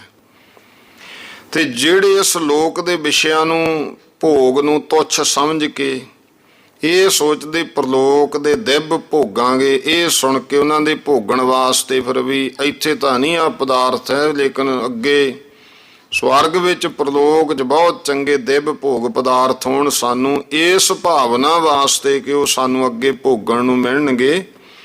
ਪੁੰਨ ਦਾਨ ਤੀਰਥ ਵਰਤ ਜਪ ਤਪ ਕਰਦੇ ਆ, ਉਹਨਾਂ ਨੂੰ ਮਹਾਰਾਜ ਕਹਿੰਦੇ ਉਹ ਵਿਸ਼ਈ ਕਹਾਉਂਦੇ ਨੇ, ਭਾਵ ਉਹ ਕੋਈ ਵਿਸ਼ਾ ਅੰਦਰ ਧਾਰਨ ਕਰਕੇ ਧਰਮ ਕਰਮ ਕਰਦੇ, ਇਸ ਕਰਕੇ ਵਿਸ਼ਈ ਪੁਰਸ਼ ਕਿਹਾ। ਜਿਹੜੇ ਕਹਿੰਦੇ ਆਪਣੇ ਨਿਜ ਸਰੂਪ ਦੀ ਪ੍ਰਾਪਤੀ ਭਾਵ ਮੈਂ ਕੌਣ ਹਾਂ, ਸੰਸਾਰ ਕੀ ਵਸਤੂ ਹੈ, ਇਹ ਸੋਚਦੇ ਹੋਏ ਅਨਾਤਮਾ ਪਰਮਾਤਮਾ ਦੇ ਵਿਚਾਰ ਵਿੱਚ ਲੱਗੇ ਰਹਿੰਦੇ ਆ, ਉਹਨਾਂ ਨੂੰ ਜਗਿਆਸੂ ਕਹਿੰਦੇ ਨੇ। ਤੇ ਜਿਹੜੇ ਪੁਰਖ ਕੇਵਲ ਅਕਾਲ ਪੁਰਖ ਦੇ ਰੰਗ ਵਿੱਚ ਰੱਤੇ ਹੋਏ ਸਾਰਿਆਂ ਨੂੰ ਬ੍ਰਹਮ ਰੂਪ ਹੀ ਦੇਖਦੇ ਆ ਸੁਣਦੇ ਆ, ਤੇ ਆਪ ਨੂੰ ਵੀ ਬ੍ਰਹਮ ਮੰਨ ਕੇ ਸਹਿਜੇ ਹੀ ਅਨਿਛਤ ਭਾਵ ਇੱਛਾ ਤੋਂ ਰਹਿਤ ਰਾਜਯੋਗ ਹੋ ਕੇ ਵਰਤਦੇ ਆ, ਉਹਨਾਂ ਨੂੰ ਮਹਾਰਾਜ ਕਹਿੰਦੇ ਮੁਕਤ ਕਿਹਾ ਜਾਂਦਾ ਹੈ। ਉਹਨਾਂ ਨੂੰ ਫਿਰ ਜਨਮ ਮਰਨ ਨਹੀਂ ਹੁੰਦਾ। ਤੋ ਸਤਿਗੁਰੂ ਸੱਚੇ ਪਾਤਸ਼ਾਹ ਮਹਾਰਾਜ ਜੀ ਨੇ ਇਉਂ ਬਚਨ ਕਹੇ ਹਨ। ਗਿਆਨੀ ਜੀ ਲਿਖਦੇ ਆ, ਭਲੋ ਜਨਮ ਭਲ ਕੁਲ ਨਗਰ ਭਲੋ ਗੁਣੀ ਸੋ ਭੱਬ, ਸਮਝ ਆਪ ਜਗ ਜਾਲ ਬਚ ਏਕ ਮੇਕ ਲਖ ਰੱਬ, ਬ੍ਰਹਮ ਗਿਆਨ ਚਰਚਾ ਸਦਾ ਹੋਤ ਨਿਕਟ ਗੁਰ ਦਿਆਲ, ਸਰਵਣ ਮੰਨਣ ਨਿਧਿਆਸ ਕਰ ਤੁਰਤ ਸਿੱਖ ਭਵਸਾਲ। ਇਉਂ ਹੀ ਇਹੋ ਜਿਹੀਆਂ ਵਿਚਾਰਾਂ ਭਾਵ ਬ੍ਰਹਮ ਵਿਦਿਆ ਦੀਆਂ ਗੁਰੂ ਮਹਾਰਾਜ ਦੇ ਹਜ਼ੂਰੀ ਵਿੱਚ ਘਰ ਦਰ ਵਿੱਚ ਬਹੁਤ ਹੁੰਦੀਆਂ। ਤਾਂ ਉਧਰ ਹੁਣ ਇਹ ਤਾਂ ਆਨੰਦਪੁਰ ਸਾਹਿਬ ਦਾ ਐਸਾ ਕੁਝ ਚੱਲ ਰਿਹਾ ਸੀ ਪਹਾੜੀ ਰਾਜਿਆਂ ਦਾ ਜਿਹੜਾ ਵਕੀਲ ਹੈ, ਜਿਹੜਾ ਸੂਬੇਦਾਰ ਵਜੀਦੇ ਖਾਂ ਸਰਹੰਦੀ ਕੋਲ ਮਦਦ ਲੈਣ ਵਾਸਤੇ ਗਏ ਹੋਏ ਸੀ ਤੇ ਸੂਬੇ ਨੇ ਅੱਗੇ ਔਰੰਗੇ ਕੋਲ ਅਰਜੀ ਭੇਜੀ ਹੋਈ ਸੀ, ਇਹ ਪ੍ਰਸੰਗ ਇੱਥੇ ਤੱਕ ਆ ਗਿਆ ਸੀ। ਤਾਂ ਫਿਰ ਉਸ ਸਮੇਂ ਬਾਦਸ਼ਾਹੀ ਫੌਜ ਲੈ ਕੇ ਸੂਬਾ ਸਰਹੰਦ ਵਾਲਾ ਅੱਸੂ ਮਹੀਨੇ ਸੰਮਤ 1759 ਬਿਕਰਮੀ ਨੂੰ ਚੜ੍ਹ ਕੇ ਆ ਗਿਆ। ਇੱਧਰੋਂ ਰਾਜੇ ਵੀ ਆਪ ਦੀ ਆਪਣੀ ਫੌਜ ਸਮੇਤ ਉਹਨੂੰ ਰੋਪੜ ਦੇ ਮੁਕਾਮ ਤੇ ਜਾ ਕੇ ਮਿਲੇ ਤੇ ਆਪਣੇ ਬਣਾਉਟੀ ਦੁੱਖੜੇ ਔਰ ਗੁਰੂ ਸਾਹਿਬ ਦੀ ਨਿੰਦਿਆ ਸੁਣਾ ਕੇ ਸੂਬੇ ਨੂੰ ਅੱਗ ਵਾਂਗੂ ਭਖਾਤਾ। ਜਦ ਇਹ ਖਬਰ ਗੁਰੂ ਸਾਹਿਬ ਨੂੰ ਹੋਈ, ਇੱਧਰੋਂ ਵੀ ਸਾਰੇ ਤਰ੍ਹਾਂ ਦੀ ਹੁਣ ਜੰਗ ਦੀ ਤਿਆਰੀ ਤੇ ਕਿੱਲਿਆਂ ਦੀ ਤੜਕਾਈ ਕਰਕੇ ਸਿੰਘਾਂ ਨੂੰ ਸਾਰਾ ਬਰੂਦ ਦਾਰੂ ਸਿੱਕਾ ਵਰਤਾਤਾ। ਉਸ ਸਮੇਂ ਗੁਰੂ ਸਾਹਿਬ ਨਿਰਮੋਹਗੜ੍ਹ ਬੈਠੇ ਹੋਏ ਸੀ। ਦੁਸ਼ਮਣਾਂ ਦੀ ਫੌਜ ਆਈ ਤੋਂ ਆਨੰਦਪੁਰ ਆਉਣਾ ਠੀਕ ਨਾ ਸਮਝ ਕੇ ਉੱਥੇ ਹੀ ਮੋਰਚੇ ਕਾਇਮ ਕਰਤੇ। ਤੁਰਕਾਂ ਦੀ ਫੌਜ ਆਈ, ਦੇਖ ਸੁਣ ਕੇ ਪਹਾੜੀ ਵੀ ਸੌਣ ਦੇ ਮੀਂਹ ਪਏ ਤੋਂ ਜਿਵੇਂ ਉਹ ਮਰੇ ਹੋਏ, ਜਿਵੇਂ ਮੀਂਹ 'ਚ ਡੱਡੂ ਜਾਗ ਜੇ ਪੈਂਦੇ ਇਉਂ ਜਾਗ ਪਏ। ਗੜੈਂ ਗੜੈਂ ਕਰਕੇ ਨਗਾਰੇ ਵਜਾਉਂਦੇ ਖੁੱਡਾਂ 'ਚੋਂ ਨਿਕਲ ਆਏ। ਜਿਵੇਂ ਆਦਮੀਆਂ ਦੀ ਸ਼ਹਿ ਨਾਲ ਸ਼ਿਕਾਰੀ ਕੁੱਤੇ ਵੀ ਚਾਈ ਚਾਈ ਇੱਧਰ ਉੱਧਰ ਭੱਜ ਜੇ ਪੈਂਦੇ ਆ ਨਾ, ਇਸੇ ਤਰ੍ਹਾਂ ਪਹਾੜੀ ਲੋਕ ਚਾਓ ਚੜ੍ਹ ਗਿਆ ਜਾਂ ਚੜ੍ਹ ਆਏ। ਸਿੱਖ ਤਾਂ ਗੁਰੂ ਸਾਹਿਬ ਦੇ ਹੁਕਮ ਅਨੁਸਾਰ ਮੋਰਚੇ ਛੱਡ ਕੇ ਅੱਗੇ ਨਾ ਵਧੇ, ਪਰ ਸ਼ਤਰੂ ਵੱਧਦੇ ਚਲੇ ਆਏ, ਕਿਉਂਕਿ ਉਹਨਾਂ ਨੇ ਭਰੋਸਾ ਸੀ ਅੱਗੇ ਕੋਟ ਕਿਲੇ ਦੀ ਓਟ ਵਿੱਚ ਮਾਰ ਨਹੀਂ ਸੀ ਖਾਂਦੇ, ਹੁਣ ਮੈਦਾਨ ਵਿੱਚ ਡਿੱਕੇ ਆ ਗਏ। ਗੁਰੂ ਸਾਹਿਬ ਜੀ ਸਮੇਤ ਇਹਨਾਂ ਨੂੰ ਕਾਬੂ ਕਰ ਲਵਾਂਗੇ। ਹੁਣ ਜਦੋਂ ਮੋਰਚਿਆਂ ਦੇ ਨੇੜੇ ਮਾਰ ਹੇਠ ਆਏ ਤਾਂ ਅਜੀਤ ਸਿੰਘ ਜੀ ਦੇ, ਇਹ ਅਜੀਤ ਸਿੰਘ ਇੱਕ ਗੁਰੂ ਕਾ ਯੋਧਾ ਹੋਇਆ ਹੈ, ਇੱਕ ਸਾਹਿਬਜ਼ਾਦਾ ਅਜੀਤ ਸਿੰਘ, ਉੱਥੇ ਫਿਰ ਨਾਲ ਗਿਆਨੀ ਜੀ ਸਾਹਿਬ ਅਜੀਤ ਸਿੰਘ ਲਿਖਦੇ ਆ। ਇਹ ਜਿਹੜਾ ਸੀ ਖਾਲਸੇ ਦਾ ਬਖਸ਼ੀ ਤੇ ਜੰਗ ਦਾ ਮੋਹਰੀ ਸੀ। ਇਹਦੇ ਹੁਕਮ ਨਾਲ 5-6 ਹਜ਼ਾਰ ਸਿੰਘ ਦੀ ਬੰਦੂਕ ਇੱਕੋ ਵਾਰੀ ਡੰਬੀ, ਫਿਰ ਤੇ ਕਾੜ ਕਾੜ ਦੋਹਾਂ ਪਾਸਿਆਂ ਤੋਂ ਗੋਲੀਆਂ ਵਰਨ ਲੱਗੀਆਂ, ਆਦਮੀ ਭੁੱਜਣ ਲੱਗੇ। 2 ਘੜੀ ਵਿੱਚ ਸੈਂਕੜੇ ਘੋੜੇ ਜਵਾਨ ਖੇਤ 'ਚ ਲਟਾਤੇ। ਗੁਰੂ ਸਾਹਿਬ ਜੀ ਨੇ ਜਿਹੜੇ ਉਸ ਮੋਰਚੇ ਤੋਂ ਸਵਾ ਕੋਹਪੁਰ ਤੇ 200 ਬਹਾਦਰਾਂ ਨਾਲ ਬੈਠੇ ਜੰਗ ਦੇਖ ਰਹੇ ਸੀ, ਜਦੋਂ ਵੈਰੀਆਂ ਨੂੰ 3 ਪਾਸਿਆਂ ਤੋਂ ਜ਼ੋਰ ਪਾਉਂਦੇ ਵੇਖਿਆ, ਫਿਰ ਧਨੁਸ਼ ਖਿੱਚ ਖੜੇ ਹੋ ਗਏ। ਐਸੇ ਜੋਸ਼ ਨਾਲ ਤੱਕ ਕੇ ਭਰੇ ਹੋਏ ਬਾਣ ਵਾਹੇ, ਕਈ ਸ਼ਤਰੂਆਂ ਨੂੰ ਚੀਰ ਚੀਰ ਕੇ ਪਾਰ ਪੈਂਦੇ। ਉਸ ਵੇਲੇ ਅਲੀ ਮਰਦਾਨ ਖਾਂ, ਯਕੂਬ ਖਾਂ, ਹਸਨ ਖਾਂ, ਦਿਲਬਰ ਬੇਗ ਖਾਂ ਇਤਿਆਦਿਕ ਅਨੇਕਾਂ ਫੌਜਦਾਰ ਸਰਦਾਰ ਤੁਰਕਾਂ ਦੇ ਮਾਰੇ ਗਏ। ਤਾਂ ਫੌਜ ਬੇਦਲ ਹੋ ਕੇ ਪਛਾਂ ਨੂੰ ਪੈਰ ਖਿਸਕਣ ਲੱਗ ਪਈ। ਉਹਨਾਂ ਦੀ ਖਿਸਕਣ ਪਾਰੀ ਝੱਟ ਫਿਰ ਅਜੀਤ ਸਿੰਘ ਜੀ ਨੇ ਸਿੱਖਾਂ ਦਾ ਹੱਲਾ ਕਰਾਤਾ, ਜਿਸ ਕਰਕੇ ਵਜ਼ੀਰ ਖਾਂ ਦੀ ਕੋਈ ਪੇਸ਼ ਨਾ ਗਈ। ਜਿਹੜੇ ਪਹਾੜੀ ਸੀ ਇਹ ਡੱਡੂਆਂ ਦੀ ਪੰਸੇਰੀ ਵਾਂਗੂ ਕੋਈ ਕਿਧਰੇ ਦੌੜ ਗਿਆ, ਕੋਈ ਕਿਧਰੇ ਦੌੜ ਗਿਆ। ਸਿੱਖਾਂ ਦੇ ਹੱਲੇ ਨੇ ਜਿਹੜੇ ਜਾਨਾਂ ਤੋੜ ਕੇ ਲੜ ਰਹੇ ਸਨ, ਦੁਸ਼ਮਣਾਂ ਦੇ ਸਭ ਦਾਓ ਘਾਓ ਭੁਲਾ ਆਹੂ ਲਾ ਸੁੱਟੇ। ਜਦੋਂ ਸੂਬੇ ਨੇ ਆਪਣੇ ਸਿਪਾਹੀ ਖੇਤ ਵਿੱਚੋਂ ਲੈਟੇ ਪਏ ਦੇਖੇ ਮਰੇ, ਜਿਵੇਂ ਉਣੀਂਦਰੇ ਦੇ ਮਾਰੇ ਭੰਗ ਪੀ ਕੇ ਰੇਤ 'ਚ ਮਲੰਗ ਸੁੱਤੇ ਪਏ ਹੁੰਦੇ ਐ, ਹੈਰਾਨ ਹੋ ਕੇ ਫਿਰ ਆਪਣੀ ਫੌਜ ਪਿਛਾਂਹ ਹਟਾ ਲਈ। ਸਿੰਘਾਂ ਦੇ ਖੰਡਿਆਂ ਦੀ ਚਮਕ ਦਮਕ ਵੇਖ ਕੇ ਸੂਰਜ ਵੀ ਲੁਕ ਗਿਆ, ਆਕਾਸ਼ ਨੇ ਵੀ ਕਾਲੀ ਪੁਸ਼ਾਕ ਪਹਿਨੀ। ਫਿਰ ਤਾਂ ਦੋਵੇਂ ਦਲ ਖੰਡੇ ਮਿਆਨ ਤੇ ਰਾਮ ਕਰ ਹਟ ਬੈਠੇ। ਜਿਹੜੇ ਸਿੱਖ ਸਾਹਿਬ ਚੰਦ, ਈਸ਼ਰ ਸਿੰਘ, ਨੰਦ ਸਿੰਘ, ਸਾਧੂ ਸਿੰਘ, ਸੇਵਾ ਸਿੰਘ ਇਤਿਆਦਿਕ ਸਰਦਾਰਾਂ ਸਮੇਤ ਸ਼ਹੀਦ ਹੋਏ, ਉਹ ਦਾਹ ਸੰਸਕਾਰ ਕੀਤੇ। ਜ਼ਖਮੀਆਂ ਨੂੰ ਸਾਲ ਪੱਤਰ ਬਣਵਾ ਕੇ ਗਰਮ ਗਰਮ ਕੜਾਹ ਪ੍ਰਸ਼ਾਦ ਛਕਾਇਆ। ਰਾਤ ਬੀਤੀ, ਦਿਨ ਚੜ੍ਹਿਆ। ਭਾਵੇਂ ਹਾਰ ਜਿੱਤ ਕਿਸੇ ਦੀ ਨਹੀਂ ਸੂਈ, ਪਰ ਸਿੰਘਾਂ ਦੇ ਹੱਠ ਤੇ ਬਹਾਦਰੀ ਵੇਖ ਕੇ ਝੱਟ ਵਜੀਦੇ ਖਾਂ ਨੂੰ ਨਿਸ਼ਚੇ ਹੋ ਗਿਆ ਕਿ ਸਿੱਖ ਸਾਤੋਂ ਹਾਰਨਗੇ ਕਦੇ ਨਹੀਂ, ਤੇ ਨਾ ਗੁਰੂ ਸਾਡੇ ਕਾਬੂ ਆਊਗਾ। ਦੋਹੀਂ ਪਾਸੇ ਜੰਗ ਦੇ ਵਿੱਚ ਬਾਦਸ਼ਾਹੀ ਪਰਜਾ ਦਾ ਨੁਕਸਾਨ ਹੈ। ਤਾਂ ਤੇ ਜਿਵੇਂ ਗੁਰੂ ਸਾਹਿਬ ਆਨੰਦਪੁਰ ਨੂੰ ਛੱਡ ਕੇ ਨਿਰਮੋਹਗੜ੍ਹ ਆ ਬੈਠੇ ਆ ਨਾ, ਜੇ ਕਦੇ ਇਸੇ ਤਰ੍ਹਾਂ 4 ਕੋ ਕਿਸੇ ਪਾਸੇ ਹੋਰ ਭਾਵੇਂ ਸੈਰ ਕਰਨੀ ਚਲੇ ਜਾਣ, ਤਾਂ ਸਾਡੀ ਆਇਆਂ ਦੀ ਲਾਜ ਰਹਿ ਜੂ, ਅਸੀਂ ਪਿਛਾਹਾਂ ਮੁੜ ਪਾਂਗੇ। ਗੁਰੂ ਸਾਹਿਬ ਆਪਣੇ ਨਗਰ ਵਿੱਚ ਆ ਵਸਣ। ਫਿਰ ਅਸੀਂ ਇਸ ਪੀਰ ਫਕੀਰ ਨੂੰ ਜਿੱਤ ਕੇ ਕਿਹੜਾ ਦੇਸ਼ ਤੇ ਖਜ਼ਾਨਾ ਲੈਣਾ ਹੈ। ਐਵੇਂ ਆਦਮੀਆਂ ਦੇ ਖੂਨ ਹੁੰਦੇ। ਇਹੋ ਜਿਹੀਆਂ ਗੱਲਾਂ ਉਹਦੀਆਂ ਸੁਣ ਕੇ ਭਾਵੇਂ ਕਹਿਲੂਰੀਏ ਹੰਡੂਰੀਏ ਰਾਜਿਆਂ ਨੂੰ ਰੰਜ ਜੀ ਹੋਈ, ਪਰ ਬੰਸਾਲੀ ਵਾਲੇ ਤੇ ਰਾਜਾ ਧਰਮਪਾਲ ਜਿਹੜੇ ਗੁਰੂ ਸਾਹਿਬ ਦੀ ਮਹਿਮਾ ਸੱਚਾਈ ਤੇ ਬਹਾਦਰੀ ਨੂੰ ਮੰਨਦੇ ਸਨ, ਕਹਿਣ ਲੱਗਿਆ, ਰਾਜਾ ਧਰਮਪਾਲ ਬੰਸਾਲੀ ਵਾਲਾ, ਖਾਨ ਜੀ, ਜੇਕਰ ਤੁਸੀਂ ਇਹ ਬਾਤ ਸੱਚੇ ਦਿਲੋਂ ਈਮਾਨ ਨਾਲ ਆਖਦੇ ਹੋ ਤਾਂ ਗੁਰੂ ਸਾਹਿਬ ਜੀ ਨੂੰ ਤਾਂ 10 ਦਿਨਾਂ ਲਈ ਮੈਂ ਆਪਣੇ ਨਗਰ ਲੈ ਜਾਣਾ, ਕਿਉਂਕਿ ਉਹ ਤਾਂ ਸੰਤ ਰੂਪ ਹੈ, ਸ਼ੁੱਧ ਸ਼ੀਸ਼ੇ ਵਰਗੇ ਨੇ। ਜਿਹੋ ਜਿਹਾ ਕੋਈ ਆਪਣਾ ਮਨ ਬਣਾ ਕੇ ਉਹਨਾਂ ਵੱਲ ਤੱਕਦਾ ਹੈ, ਉਹਨੂੰ ਐਸਾ ਹੀ ਅੱਗਿਓਂ ਪ੍ਰਤੀਤ ਹੋ ਜਾਂਦਾ ਹੈ। ਵਾਸਤਵ ਦੇ ਵਿੱਚ ਗੁਰੂ ਸਾਹਿਬ ਦੇ ਮਨ ਵਿੱਚ ਕੋਈ ਸ਼ਾਹੀ ਸਪੈਦੀ ਨਹੀਂ, ਕਿਸੇ ਨੂੰ ਵੈਰੀ ਮਿੱਤਰ ਨਹੀਂ ਸਮਝਦੇ, ਸਾਰਿਆਂ ਨੂੰ ਖੁਦਾ ਰੂਪ ਵੇਖਦੇ ਹੈ, ਨਾ ਹੀ ਉਹਨਾਂ ਨੂੰ ਕੋਈ ਦੇਸ਼ ਰੋਕਣ ਦੀ ਇੱਛਾ ਹੈ। ਇਹੋ ਜਿਹੇ ਬਚਨ ਬਸਾਲੀ ਵਾਲੇ ਧਰਮਪਾਲ ਰਾਜੇ ਤੋਂ ਸੁਣ ਕੇ ਵਜੀਦ ਖਾਨ ਨੇ ਕੁਰਾਨ ਦੀ ਕਸਮ ਕੀਤੀ ਕਿ ਅਸੀਂ ਗੁਰੂ ਨਾਲ ਦਗਾ ਨਹੀਂ ਕਰਾਂਗੇ। ਇਸ ਭਰੋਸੇ ਪਰ ਫਿਰ ਰਾਜੇ ਧਰਮਪਾਲ ਬੰਸਾਲੀ ਵਾਲੇ ਨੇ ਇਹ ਖਰਸਖਾ ਜਾਂ ਮੇਟਣ ਵਾਸਤੇ ਗੁਰੂ ਸਾਹਿਬ ਦੇ ਕੋਲ ਆ ਕੇ ਨਜ਼ਰਾਨਾ ਭੇਟ ਦੇ ਕਰਕੇ ਬੇਨਤੀ ਕੀਤੀ, ਸਤਿਗੁਰੂ, ਕਹਿਲੂਰੀਆ ਹੰਡੂਰੀਏ ਰਾਜੇ ਇਤਿਆਦਿਕ ਜਿਹੜੇ ਧਰਮ ਹਾਰਨ ਦੀ ਕਾਲਖ ਆਪਣੇ ਮੂੰਹ ਨੂੰ ਲਾਈ ਹੈ, ਉਹ ਕਦੇ ਦੂਰ ਨਹੀਂ ਹੋਣੀ, ਕਿਉਂਕਿ ਜੋ ਉਹਨਾਂ ਨੇ ਸ਼ਸਤਰ ਸੁੱਟ ਕੇ ਗਊ ਦੀ ਸਹੁੰ ਤੁਹਾਡੇ ਕੋਲੇ ਖਾ ਕੇ ਤੁਹਾਤੋਂ ਆਨੰਦਪੁਰ ਵੀ ਛਡਾਇਆ, ਆਪਣੇ ਨੇਮ ਧਰਮ ਨੂੰ ਖੂਹ 'ਚ ਪਾ ਕੇ ਹਥਿਆਰੇ ਤੁਰਕਾਂ ਨੂੰ ਚੜਾ ਕੇ ਲਿਆਏ, ਪਰ ਫਿਰ ਵੀ ਪਾਪੀਆਂ ਦਾ ਮਨੋਰਥ ਪੂਰਾ ਨਹੀਂ ਹੋਇਆ। ਹੁਣ ਮੇਰੀ ਅਰਜ਼ ਮੰਨ ਕੇ ਕੁਛ ਦਿਨ ਮੇਰੀ ਰਾਜਧਾਨੀ ਬਸਾਲੀ ਨਗਰ ਨੂੰ ਪਵਿੱਤਰ ਕਰੋ, ਜਿਸ ਕਰਕੇ ਮੇਰਾ ਧਾਮ ਸੰਕਲਪ ਸਫਲ ਹੋ ਜੇ।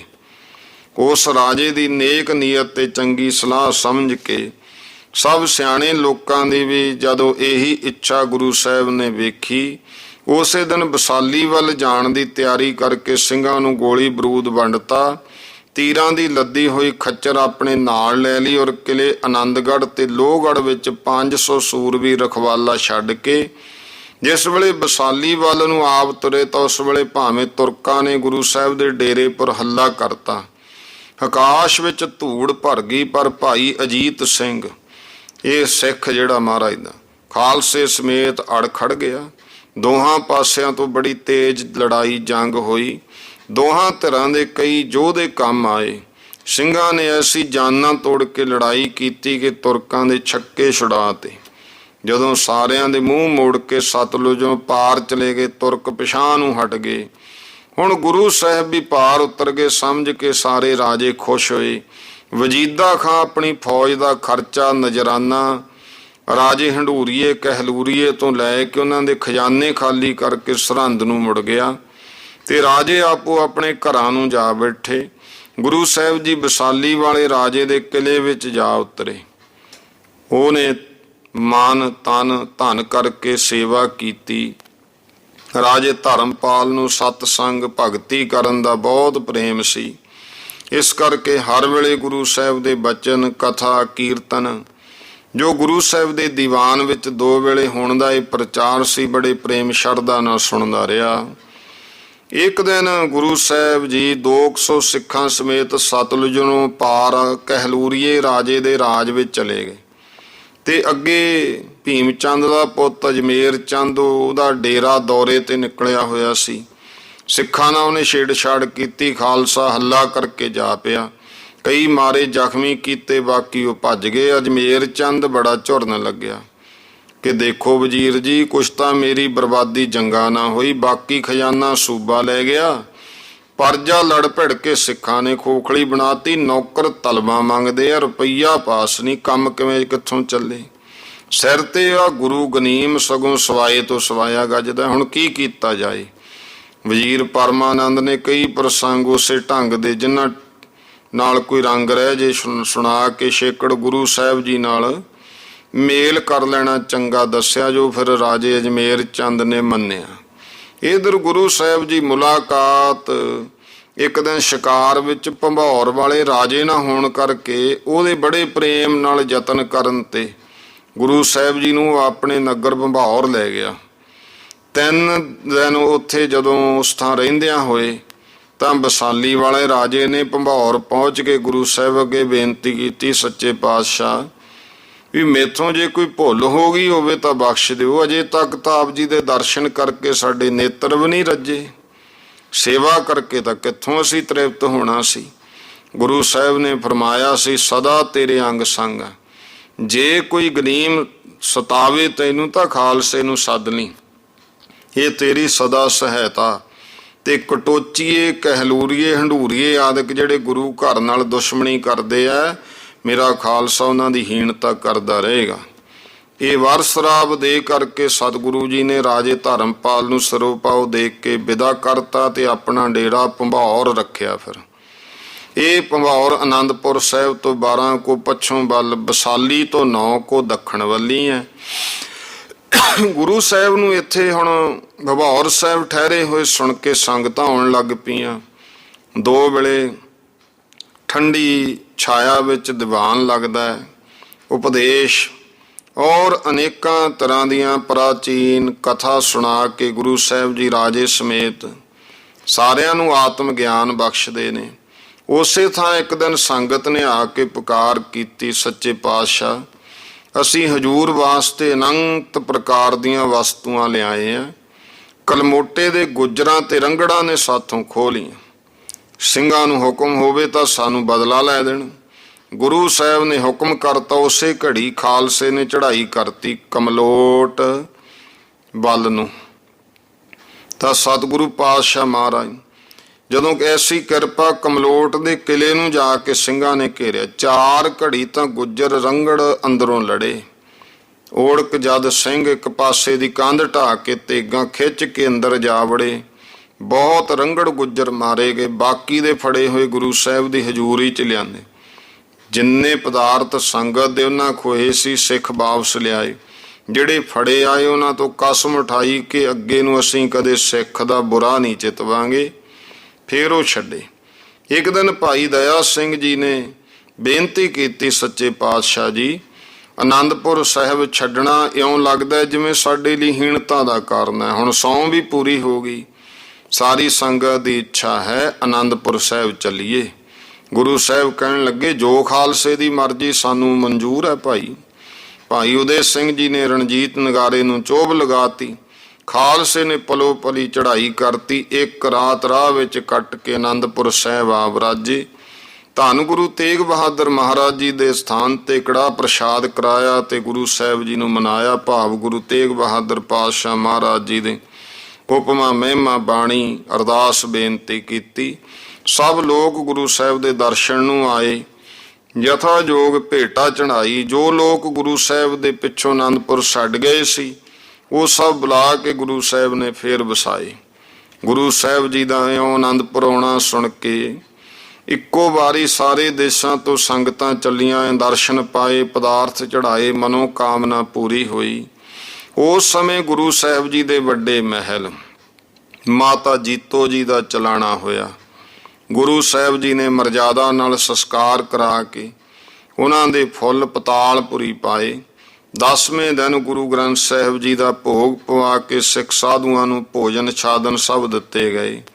ਉਸ ਤੋਂ ਥੋੜ੍ਹੇ ਹੀ ਦਿਨ ਪਿੱਛੋਂ ਫਿਰ ਪੋਠੋਹਾਰ ਦੀ ਸੰਗਤ ਦੇ ਨਾਲ ਇੱਕ ਕੁਮਰਾਬ ਗੋਤ ਦੇ ਖੱਤਰੀ ਰੋਹਤਾਸ ਦਾ ਵਾਸੀ ਜਿਹਦਾ ਨਾਮ ਹੈ ਹਰਜਸ, ਗੁਰੂ ਸਾਹਿਬ ਦੇ ਅੱਗੇ ਬੇਨਤੀ ਕੀਤੀ, ਸੱਚੇ ਪਾਤਸ਼ਾਹ ਮੈਂ ਆਪਣੀ ਕੰਨਿਆ ਨੂੰ ਆਪ ਜੀ ਦੀ ਦਾਸੀ ਕਰਨ ਵਾਸਤੇ ਨਾਲ ਲੈ ਕੇ ਆਂਦਾ, ਇਹਨੂੰ ਅੰਗੀਕਾਰ ਕਰੋ।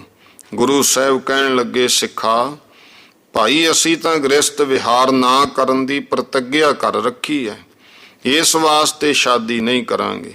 ਇਹ ਗੱਲ ਸੁਣ ਕੇ ਸਾਰੀ ਸੰਗਤ ਹੱਕੀ ਬੱਕੀ ਰਹਿ ਗਈ। ਉਹ ਸ਼ਰਧਾਲੂ ਖੱਤਰੀ ਹਰਜਸ ਸਿੱਖ ਨੇ ਆਖਿਆ, ਮਹਾਰਾਜ ਮੈਂ ਤਾਂ ਕੰਨਿਆ ਤੁਹਾਨੂੰ ਅਰਪਣ ਕਰ ਚੁੱਕਿਆ। ਆ ਸਾਰੇ ਇਲਾਕੇ ਉੱਥੋਂ ਦੀ ਸੰਗਤ ਨੂੰ ਮਾਤਾ ਜੀ ਕਹਿ ਕੇ ਬੁਲਾਉਂਦੀ ਹੈ। ਹੁਣ ਆਪ ਚਾਹੋ ਬ੍ਰਹਮਚਰਜ ਰੱਖੋ ਚਾਹੇ ਗ੍ਰਸਤੀ ਧਾਰਨ ਕਰੋ, ਆਪ ਦਾ ਨਾਮ ਧਰ ਕੇ ਮੈਂ ਹੋਰ ਨੂੰ ਨਹੀਂ ਹੁਣੇ ਦੇ ਸਕਦਾ। ਆਪ ਚਾਹੇ ਟਹਿਲਣੀ ਬਣਾ ਕੇ ਆਪਣੇ ਕੋਲ ਰੱਖੋ ਚਾਹੇ ਘਰ ਵਾਲੀ ਪਤਨੀ, ਆਪ ਜੀ ਦੀ ਮਰਜ਼ੀ ਹੈ। ਭਾਈ ਹਰਜਸ ਦਾ ਸੱਚਾ ਸਿਦਕ ਹੱਠ ਵੇਖ ਕੇ ਗੁਰੂ ਸਾਹਿਬ ਨੇ ਹੁਕਮ ਦਿੱਤਾ, ਇਹਨਾਂ ਨੂੰ ਮਾਤਾ ਗੁਜਰੀ ਜੀ ਦੇ ਕੋਲ ਮਹਿਲਾਂ 'ਚ ਭੇਜ ਦਿਓ। ਇਹ ਹੁਕਮ ਸੁਣ ਕੇ ਹਰਜਸ ਬਹੁਤ ਖੁਸ਼ ਹੋਇਆ। ਤੀਸਰੇ ਦਿਨ ਉਸ ਦੀ ਲੜਕੀ ਨਾਲ ਗੁਰੂ ਸਾਹਿਬ ਜੀ ਨੇ ਆਨੰਦ ਪੜ੍ਹਾਏ। ਗੁਰੂ ਗ੍ਰੰਥ ਸਾਹਿਬ ਜੀ ਦੀਆਂ ਚਾਰੇ ਪ੍ਰਕਰਮਿਆਂ ਲੈਂਦਿਆਂ ਹੋਇਆਂ ਲਾਵਾਂ ਪੜ੍ਹੀਆਂ। ਗ੍ਰੰਥੀ ਨੇ ਗੰਢ ਬੱਧੀ। ਭਾਈ ਹਰਜਸ ਨੇ ਹੱਥ ਗ੍ਰਹਿਣ ਕਰਾਇਆ। ਉਸੇ ਦਿਨ ਤੋਂ ਮਾਤਾ ਸਾਹਿਬ ਦੇਵਾ ਨੇ ਗੁਰੂ ਕੇ ਮਹਿਲ ਹੋਣ ਦਾ ਅਭਿਮਾਨ ਛੱਡ ਕੇ ਸੱਚਮੁੱਚ ਹੀ ਟਹਿਲਣਾ ਵਾਂਗੂ ਟਹਿਲ ਕਰਨੀ ਆਰੰਭ ਕਰ ਦਿੱਤੀ। ਦਰਸ਼ਨ ਕੀਤੇ ਬਿਨਾਂ ਅੰਨ ਜਲ ਕਦੇ ਕੁਛ ਨਹੀਂ ਸੀ ਕਰਦੇ। ਜਿਸ ਦਿਨ ਦਰਸ਼ਨ ਨਾ ਹੋਵੇ ਉਸ ਦਿਨ ਕੁਝ ਛਕਦੇ ਨਹੀਂ ਸਨ। ਗੁਰੂ ਸਾਹਿਬ ਜੀ ਵਿੱਚ ਹੀ ਅਤੰਤ ਪ੍ਰੇਮ ਪੈਦਾ ਕੀਤਾ। ਇੱਕ ਦਿਨ ਮਾਤਾ ਸਾਹਿਬ ਦੇਵਾ ਗੁਰੂ ਸਾਹਿਬ ਦੀ ਮੁੱਠੀ ਚਾਪੀ ਕਰਦੇ। ਗੁਰੂ ਸਾਹਿਬ ਨੇ ਪ੍ਰਸੰਨ ਹੋ ਕੇ ਬਚਨ ਕੀਤਾ, ਸਾਹਿਬ ਦੇਵਾ ਸੱਚ ਕਹਿ ਤੇਰੀ ਕੀ ਇੱਛਾ ਹੈ ਜੋ ਤੂੰ ਅਧਿਕ ਪ੍ਰੇਮ ਕਰਦੀ ਹੈ। ਉਹਨੇ ਕਿਹਾ ਨਾਮਦਾਨ ਬਖਸ਼ੋ। ਗੁਰੂ ਮਹਾਰਾਜ ਕਹਿਣ ਲੱਗੇ ਇਸਤਰੀਆਂ ਨੂੰ ਪੁੱਤਾਂ ਦੀ ਬਹੁਤ ਇੱਛਾ ਹੁੰਦੀ ਹੈ। ਕਹਿਣ ਲੱਗੀ ਮਹਾਰਾਜ ਆਪ ਸਭ ਕੁਝ ਜਾਣਦੇ ਹੀ ਹੋ। ਗੁਰੂ ਮਹਾਰਾਜ ਨੇ ਹੁਕਮ ਕੀਤਾ ਕੋਈ ਬਾਤ ਨਹੀਂ, ਤੈਨੂੰ ਐਸਾ ਪੁੱਤਰ ਬਖਸ਼ਾਂਗੇ ਜੋ ਸਦਾ ਹੀ ਅਟਲ ਅਮਰ ਰਹੇਗਾ। ਸੋ ਤੇਰੀ ਝੋਲੀ ਵਿੱਚ ਅਸਾਂ ਖਾਲਸਾ ਪੰਥ ਪਾਇਆ, ਤੂੰ ਖਾਲਸੇ ਪੰਥ ਦੀ ਮਾਤਾ ਕਹਾਏਂਗੀ। ਇਹ ਬਚਨ ਸੁਣ ਕੇ ਫਿਰ ਮਾਤਾ ਸਾਹਿਬ ਦੇਵਾ ਜੀ ਬਹੁਤ ਖੁਸ਼ ਹੋਏ ਔਰ ਆਨੰਦ ਹੋਏ ਤੇ ਸਾਰਾ ਖਾਲਸਾ ਪੰਥ ਉਸ ਦਿਨ ਤੋਂ ਹੀ ਗੁਰੂ ਗੋਬਿੰਦ ਸਿੰਘ ਮਹਾਰਾਜ ਨੂੰ ਪਿਤਾ ਤੇ ਮਾਤਾ ਸਾਹਿਬ ਦੇਵਾ ਜੀ ਨੂੰ ਮਾਤਾ, ਇਸ ਤਰ੍ਹਾਂ ਹੀ ਸਾਰੇ ਭਾਈ ਹੁਣ ਤੱਕ ਜਦੋਂ ਅੰਮ੍ਰਿਤ ਵੀ ਛਕਾਇਆ ਜਾਂਦਾ ਉਦੋਂ ਵੀ ਦੱਸਿਆ ਜਾਂਦਾ ਖਾਲਸਾ ਜੀ ਹੁਣ ਤੁਸੀਂ ਅੰਮ੍ਰਿਤ ਛਕ ਲਿਆ ਹੈ। ਤੁਹਾਡੇ ਪਿਤਾ ਗੁਰੂ ਗੋਬਿੰਦ ਸਿੰਘ ਜੀ, ਤੁਹਾਡੀ ਮਾਤਾ ਸਾਹਿਬ ਕੌਰ ਵਾਸੀ ਆਨੰਦਪੁਰ ਦੇ। ਇਸ ਤਰ੍ਹਾਂ ਸਾਰੀ ਸਿੱਖਿਆ ਦਿੱਤੀ ਜਾਂਦੀ ਹੈ। ਤੇ ਨਾਨਕਾ ਜਿਹੜਾ ਹੈ ਗੁਰੂ ਕਾ ਲਾਹੌਰ ਨਗਰ, ਭਾਵੇਂ ਹੁਣ ਇਹ ਰੋਹਤਾਸ ਦੇ ਸਨ ਪਰ ਉਹ ਜਿਵੇਂ ਮਹਾਰਾਜ ਦਾ ਇਹ ਸਿੰਘ ਹੁਣ ਜਿਹੜੇ ਆ ਪੰਜ ਪਿਆਰੇ ਹੁਕਮ ਕਰਦੇ ਆ। ਤੋ ਇਸ ਤਰ੍ਹਾਂ ਸਤਿਗੁਰੂ ਸੱਚੇ ਪਾਤਸ਼ਾਹ ਮਹਾਰਾਜ ਜਨਮ ਸਥਾਨ ਕੇਸਗੜ੍ਹ ਸਾਹਿਬ ਸਾਰਾ ਕੁਝ ਜਦੋਂ ਅੰਮ੍ਰਿਤ ਛਕਾਉਂਦੇ ਆ, ਜਿਨ੍ਹਾਂ ਛਕਿਆ ਉਹਨਾਂ ਨੂੰ ਪਤਾ ਹੈ ਕਿ ਦ੍ਰਿੜ ਕਰਵਾਉਂਦੇ ਨੇ ਪੰਜ ਪਿਆਰੇ। ਇਸ ਤਰ੍ਹਾਂ ਭਾਈ ਗੁਰੂ ਮਹਾਰਾਜ ਜੀ ਦਾ ਇਤਿਹਾਸ ਹੈ, ਜਿਹਦੇ ਵਿੱਚ ਅੱਜ ਦੇ ਇਤਿਹਾਸ ਵਿੱਚ ਇਹ ਸਾਖੀਆਂ, ਜਿਹਦੇ ਵਿੱਚ ਬ੍ਰਹਮ ਵਿਦਿਆ ਦਾ ਵੀ ਕਿ ਖਾਲਸੇ ਦੀ ਰਹਿਤ ਕੀ ਹੈ, ਕੁਰਹਿਤ ਕੀ ਹੈ, ਕੀ ਅਸੀਂ ਕਰਨਾ ਕੀ ਨਹੀਂ ਕਰਨਾ। ਇਹ ਜਿਹੜੀਆਂ ਇਤਿਹਾਸ ਦੀਆਂ ਬਾਤਾਂ ਕੋਸ਼ਿਸ਼ ਕਰਨੀ ਹੈ ਆਪਾਂ ਇਤਿਹਾਸ ਸੁਣਦੇ ਹਾਂ ਕਿ ਇਹਨਾਂ ਨੂੰ ਆਪਣੇ ਜੀਵਨ ਵਿੱਚ ਧਾਰਨ ਕਰੀਏ। ਇਹ ਕੋਈ ਗੱਲਾਂ ਬਾਤਾਂ ਐਵੇਂ ਝੂਠ ਤਾਂ ਹੈ ਨਹੀਂ, ਅਟਕਲ ਪੱਚੂ ਨਹੀਂ ਹੈ। ਜੋ ਮਹਾਰਾਜ ਨੇ ਕਹੀਆਂ ਉਹਨਾਂ ਨੂੰ ਭਾਈ ਅੰਤਰੀ ਵਸਾਈਏ ਤੇ ਇਸ ਤਰ੍ਹਾਂ ਇਹਨਾਂ ਕਥਾਵਾਂ ਨੂੰ ਸੁਣਦੇ ਰਹਿਣਾ ਚਾਹੀਦਾ ਹੈ। ਤੇ ਵਾਰ-ਵਾਰ ਸੁਣਾਂਗੇ ਫਿਰ ਸਾਡੇ ਅੰਦਰ ਪਰਪੱਕਤਾ ਆਉਂਦੀ ਹੈ। ਆਓ ਹੁਣ ਲਗਭਗ ਸਮਾਂ ਹੋ ਗਿਆ ਹੈ। ਗੁਰੂ ਸਾਹਿਬ ਜੀ ਕਿਰਪਾ ਕਰਨ, ਭੁੱਲ ਚੁੱਕ ਦੀ ਖਿਮਾ ਬਖਸ਼ਿਸ਼ ਕਰਨ। ਸਰਬੱਤ ਮਾਈ ਭਾਈ ਉਚਾਰਨ ਕਰੋ ਜੀ। ਵਾਹਿਗੁਰੂ ਨਾਮ ਜਹਾਜ ਹੈ ਚੜ੍ਹੇ ਸੋ ਉਤਰੇ ਪਾਰ, ਜੋ ਸ਼ਰਧਾ ਕਰ ਸੇਵਦੇ ਗੁਰ ਪਾਰ ਉਤਾਰਨ ਹਾਰ। ਵਾਹਿਗੁਰੂ ਜੀ ਕਾ ਖਾਲਸਾ, ਵਾਹਿਗੁਰੂ ਜੀ ਕੀ ਫਤਿਹ।